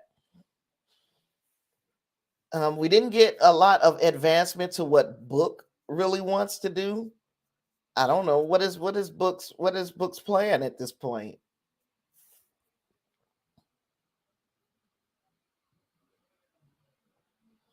You said Kovic would chew Tarka up and spit him back out, but then he worked with him, didn't he? Where he had more knowledge of Tarka and what he could have potentially been capable of, not knowing how long Kovic has been working for the Federation.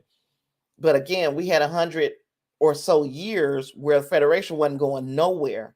They weren't able to travel uh, throughout their galaxy, their intergalactic. I mean, their gosh, you know what I'm trying. Stellar. Their stellar travel was very limited. So Kovic and what's his name, Tarka, would have worked together for about 10 years if you're to listen at Vance said that he has known Tarka for 10 years. And if they're all working at Federation HQ together, then Tarka and Kovic would have been aware of one another at least. Reinhardt said the Tarka flashbacks, the only thing I got out of that is that he had feelings for that other person, but then he betrayed him. Yeah, and I don't know if it were romantic feelings or if we're just talking about friendship feelings, but whatever the case, he was sent there to be a spy. He was there to betray him and he became friends with him. And that made him human for or what we call human. It made him a more humane individual during that time. But now he's right back to I'll do anything to get to my friend, even if it means dooming a whole lot of other people. I'm gonna do what I have to do to get to my friend where I think he might be on Cape Kylise. You said Kovic can't be everywhere all the time. I'm almost to where I don't know if that's true. I think Kovic can be everywhere all the time. I think he is omnipotent, omnipresent. Uh, yeah, I think he. I'm being a jerk. I do think that he has a far more mobility than we are giving him credit for. I just want to know exactly what his job title is, and maybe I'll stop building up this mystique in my mind around Kovic. He said Tarka says he's from another universe. You are so correct, Reinhardt. He did say he was from another universe. They didn't explain that whole thing. Basically, they very much in our universe went to this camp where they were being held, this detention camp for the Emerald Chain, and he's finding all his clues and stuff right there in this universe. So it's possible that he meant I'm from when he said I'm from another universe, is that that's where he's trying to get to. He hasn't been there yet because they have not explained that satisfactorily. I am going to have to go back and take a look and see exactly what he said or find a transcript. Hopefully, I can find a transcript to see exactly what he said because, yeah, the more you say it, buddy, he did say that. Tarka's first feelings for another person ever didn't even have to be romantic. Yeah, he didn't have no. I don't think it was anything besides just having a friend. And he said he had never had a friend before. So yeah, once you get a taste of true friendship, I don't think whatever age you are, a true friend, you kind of start to crave that feeling of a person who understands you and accepts you and all the stuff that made you different uh, from your home world. That stuff is normal to them. He said you would like to know Kovich's birth date, Angus. Me too. This dude wearing suits and shit. I'm a little bit concerned that that he is from a different era. But who knows? Reinhardt says, remembering the conversation, he said, I'm from another universe. And Book said, you're from the mirror universe. And he said, you act like there's only one alternate universe, something like that. Yeah, I think I have it right here, as a matter of fact. The more we talk about that, he said,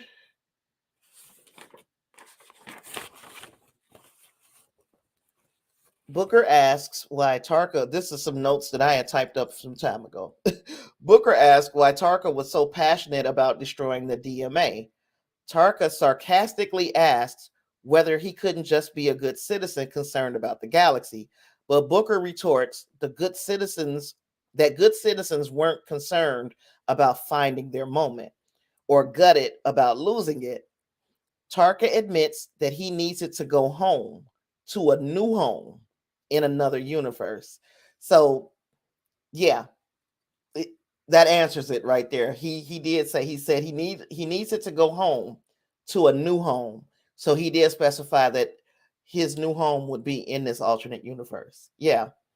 The Booker asks if it was the mirror universe, and Tarka replies that there were countless parallel universes, each with its own quantum signature, and that he had found one with no war, no burn, and no emerald chain, one where we could live free. Booker asks about the we. Tarka explains he had a friend, a fellow scientist, who had been held in the same lab. Osira had them working on dilithium alternatives for years, but his friend was relentlessly optimistic, something Tarka admits rubbed off on him. Let me see. They came up with a plan and knew exactly how much power they needed to cross into another universe. Booker asked what happened. Tarka said, I escaped, he didn't. So that was that whole little back and forth. So, and it did kind of answer the question. But it was still good to remind myself exactly what he said when he was talking to Booker.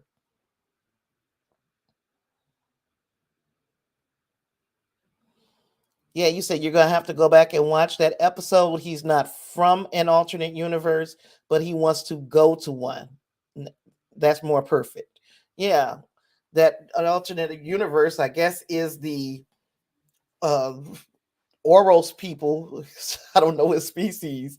Oros species have a I guess that this their idea of heaven, kind of, where but they can get there, and they know that there's a scientific way that they can get there by building this transporter that would be strong enough to send them to a whole nother dimension. I want to see exactly how that works out. if uh if this 10C would decide, yeah, we'll help you, Tarka. We'll help you go to the other dimension. If they were able to become that close to being friends with 10C. Um yeah, or does Tarka die trying?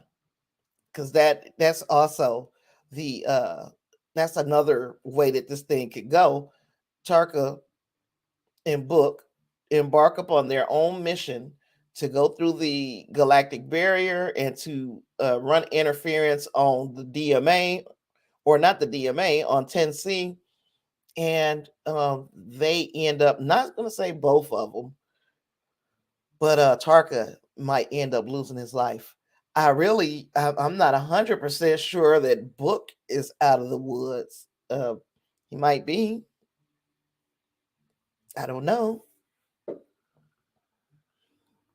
Angus said the Romulans used quantum singularities as a power source for a long time before their star scattered them to the stars.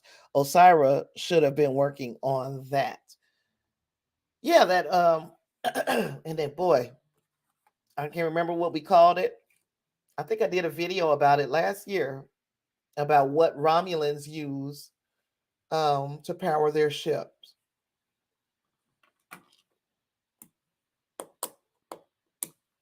Yeah, I can't remember what the exact wording was. Let's go back to what is it called? Go back to Memory Alpha and see if I'm gonna get the right words. I'm gonna have to use my words.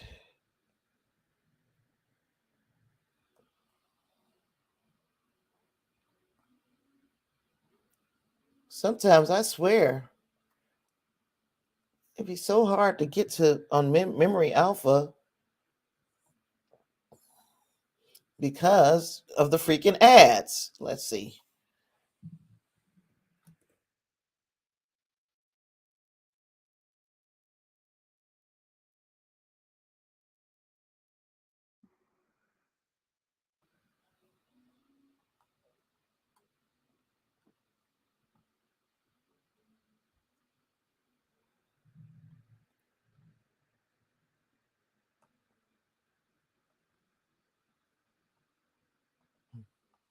The Duradex class ships.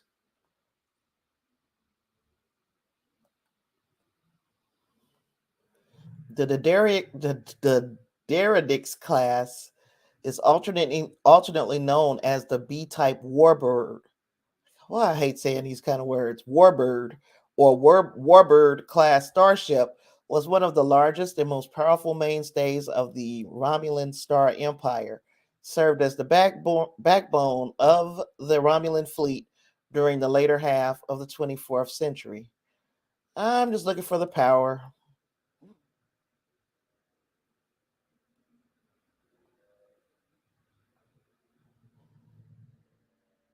I'm just looking for the power source.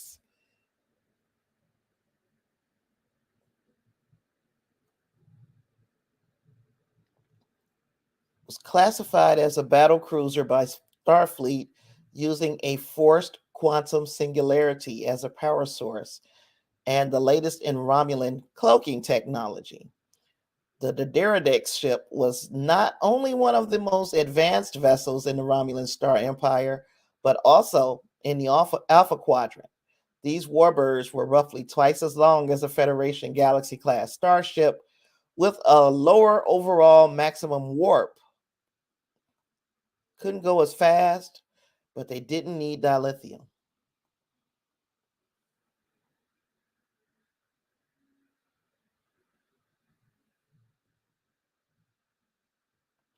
Said Book wants peace. He thinks stopping 10C will give it to him.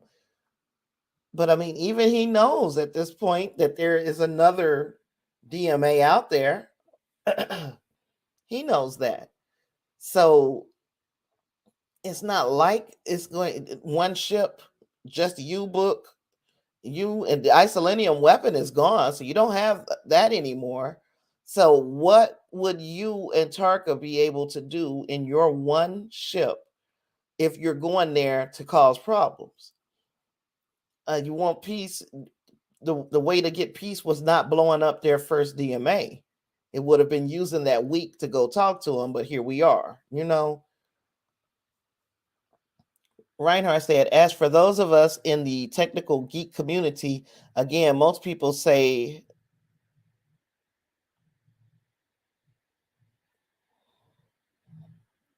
the Romulans are fast enough to be using quantum singularities, but it probably sounded good to the people who made up the technobabble.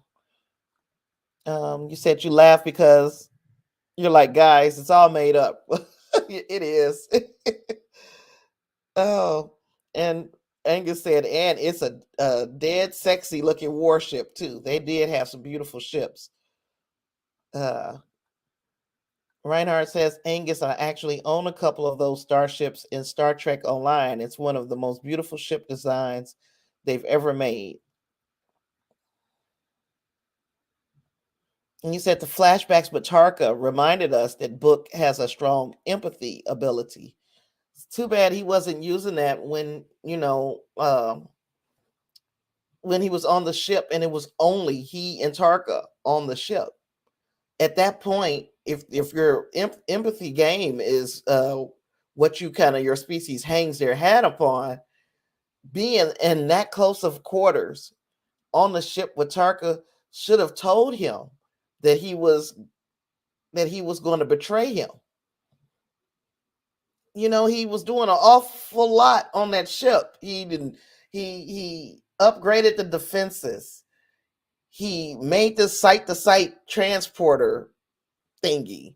He did an awful lot on that ship without Book even knowing. So I'm like, are you really an empath, Book, or what is that? Was that a pickup line? What? Tell me, can you really feel this shit? Because I think I would have felt if I was in the room with somebody who was looking to screw me, I think I would have felt something.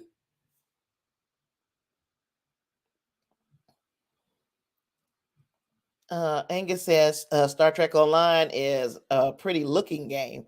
I appreciate it from afar. I'm not a gamer. I've never played it. But yeah, so there's a lot of questions.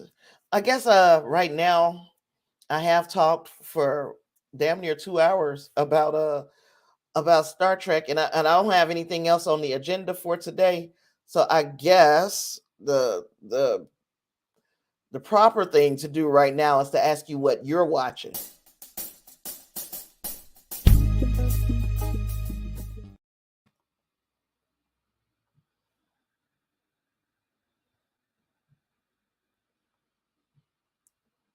So here's your chance to shine. Tell me what you're watching, if you're watching anything new.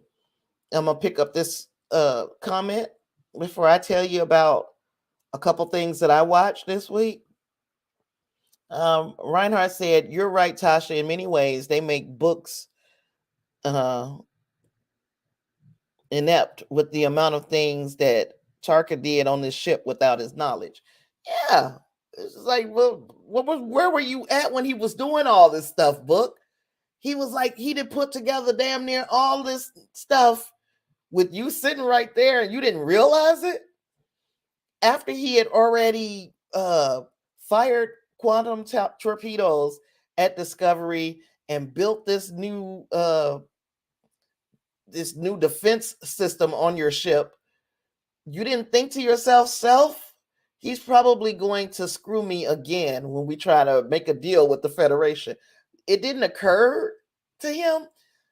They dumbed him down in that instant, and I probably would have not even thought about that if I wouldn't have listened to Clarence doing discussing Trek, because then it made me think like, yeah, you're right, Clarence. And it was like a solo show last week. Clarence did his show by himself. And if he's watching this on the rebroadcast, I know we 2 hours in, and you probably like, this is a long ass talk about Star Trek Discovery. If you don't tell me when you need a co-host, I would love to come back and chat with Clarence, especially if you don't have any other hosts, you know.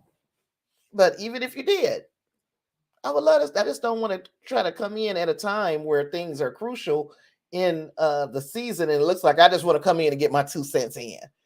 No, just I want to be, at a regular time. Sometime maybe during Picard, maybe at the mid season. I'm gonna just throw that out there. Maybe at the mid season of Picard.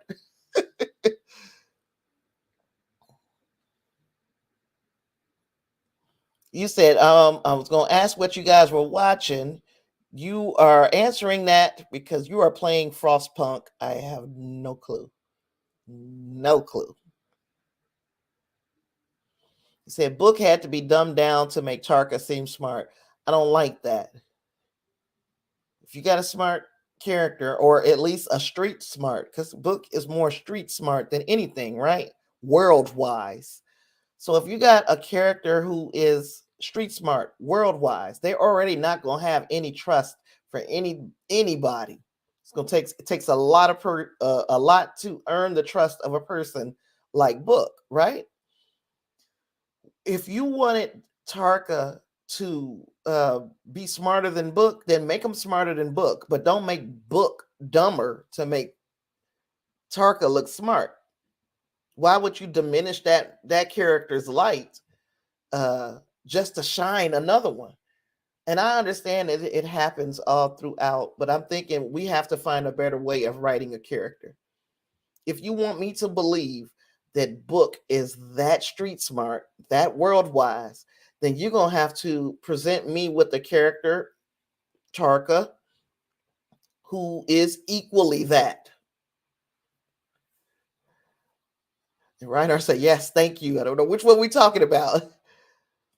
And you were telling me about the video game. It's a video game about helping white folk survive the end of the world. The world is dying to cold weather. How? Okay, the weather is cold. What makes this especially difficult for white folks? I would have to see this game. What I watched the first episode of Viking Valhalla, and while I am not 100% blown away by it, I didn't hate it. I watched the first episode. I didn't watch too much more after that. Hopefully, I'll pick up the second episode. I'm still watching Bel Air. That is getting increasingly better, even though I'm starting to feel like they're jumping the shark just a little tiny bit. And I hope they rein that back in. Just rein it back in. We don't have to go there where they're going in Bel Air. But I'm still watching that. Next week, gosh, it's about to be bonkers, ain't it?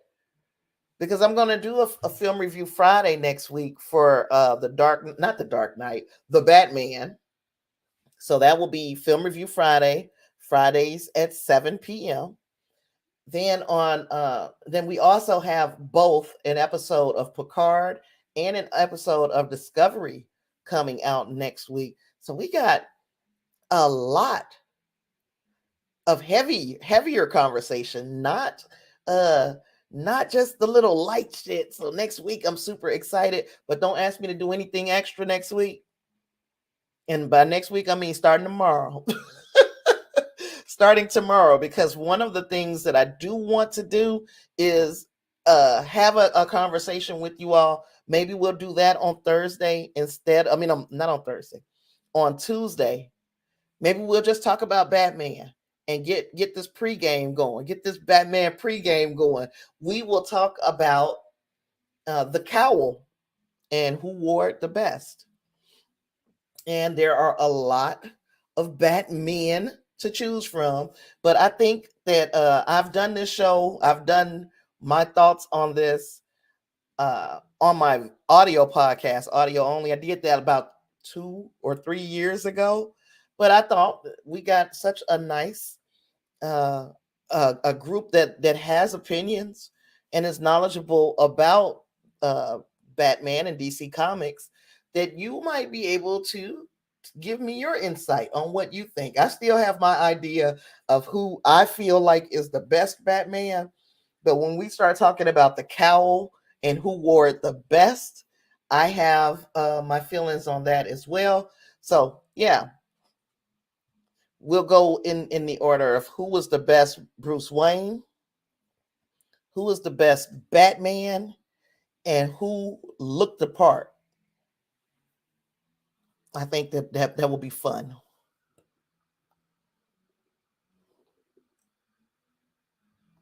Angus said it would have been more fun to see Book outsmart Tarka, or to just have Tarka be smart enough to outsmart Book without, because he did outsmart him. But we look at the what we had to do to Book's character.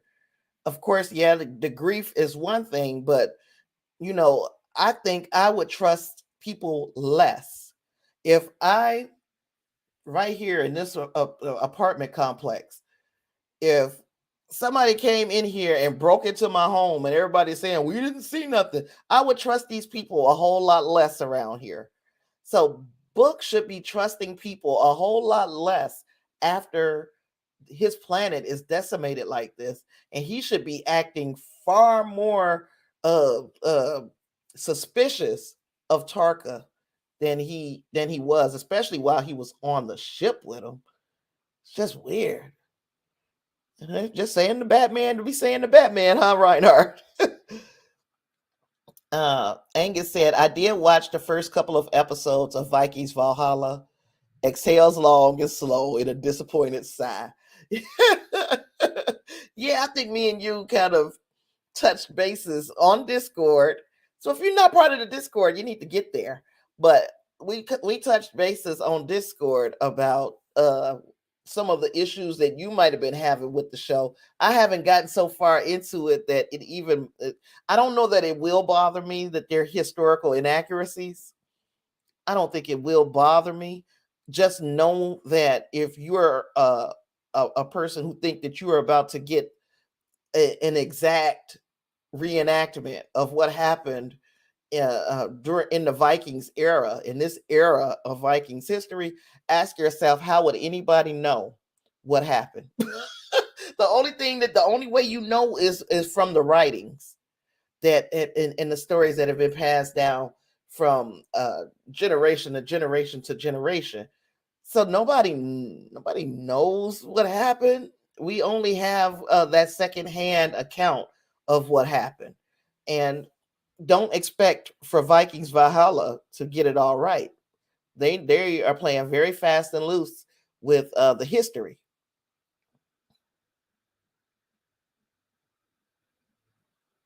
Now you said, have I ever played Star Trek Online?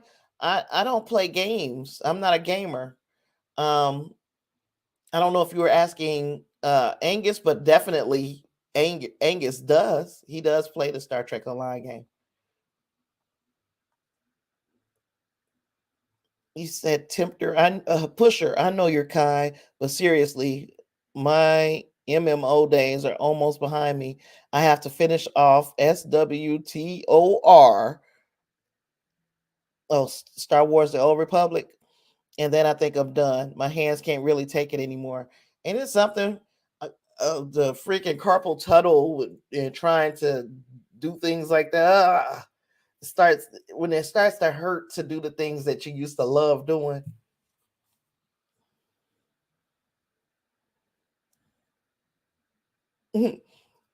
Angus said, just gonna say, Leaf's sister is looking good for 60 years old, and Ethelred the second is looking real good for being 20 years dead.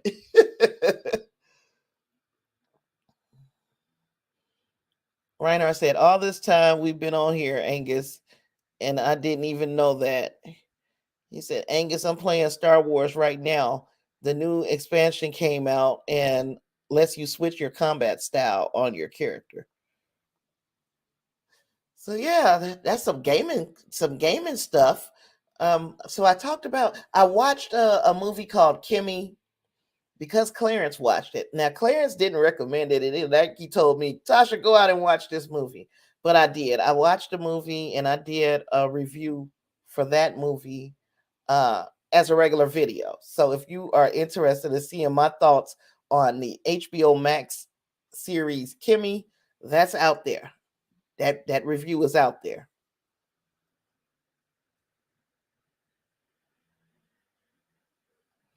You said you would recommend some games to me, but the particular ones that you got are time vampires. They'll cut into video making time. I'm almost positive. Let me think. Maybe that's something I'll try.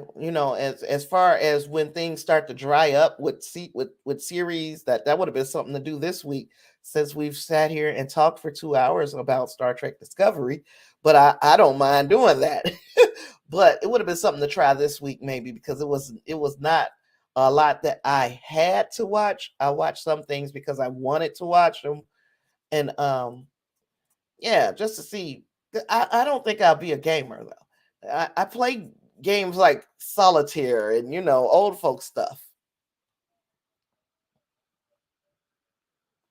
You said you changed from throwing rocks to lightning, not going back. But the arthritis is in my knuckles and acts up when I do too much too fast in a game. Yeah, I feel that way. Just sitting here like typing something. Oh gosh, it hurts now. Didn't used to hurt, but it hurts now. And writing. I used to be a notorious writer. Just write, write, write, write. Now doing that for too long hurts. Gosh. So yeah, I don't have anything else. We found out what you guys are watching, which is video games. And you guys found out what I'm watching. Y'all know I'm still watching Bel Air. I might go back to Vikings Valhalla. I might not. I'm not about to make no promises. I am going to try to watch Texas Chainsaw Massacre and give my thoughts on that uh, movie. And that's the one that's coming on Netflix. And then I've got The Tender Swindler. I've already gotten my script written. It's just, I don't know why I feel so funny when I sit in this chair to record. And I don't feel like that when I'm just sitting here to have this type of conversation. But when it's time to record, I go into second guessing and anxiety and trying to get and I don't know why. So I'm going to try to get the Tender Swindler recorded. And I guess it's the shows and movies that I think people will be nitpicky about. But yeah, I'm going to do a quick review for Tender Swindler. I'm going to do a quick review, hopefully, for Inventing Anna. And what else did I watch? If you guys didn't remember, I had a goal of watching at least 52 movies this year. And while that seems like it's easy, especially because I usually try to watch a movie a week, I have not been watching a movie a week. So I want to get 52 movie reviews out because I want next year to be the year where I can becomes Rotten Tomato certified as a critic.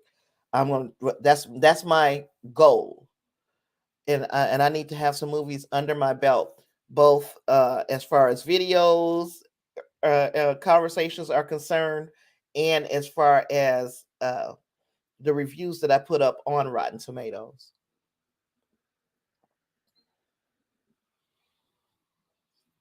But yeah, I don't have anything else, and because I don't, I'm not about to sit here and hold up the show. It's been 2 hours.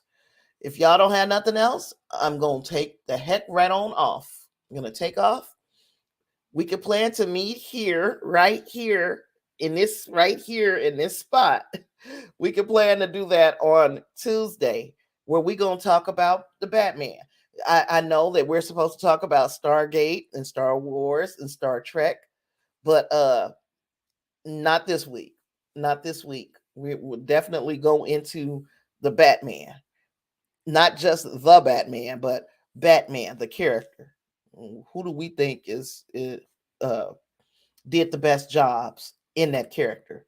What movies were the best in the franchise? So I don't have nothing else. Take care. Take care, Reinhardt.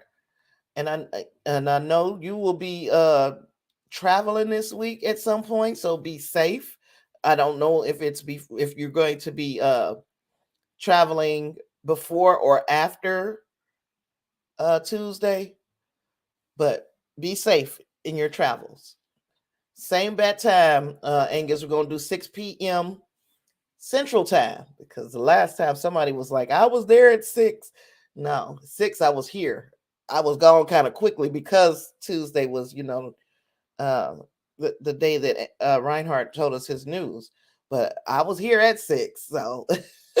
But it is Central Time. I have nothing else. I'll see you guys in the next one. Peace.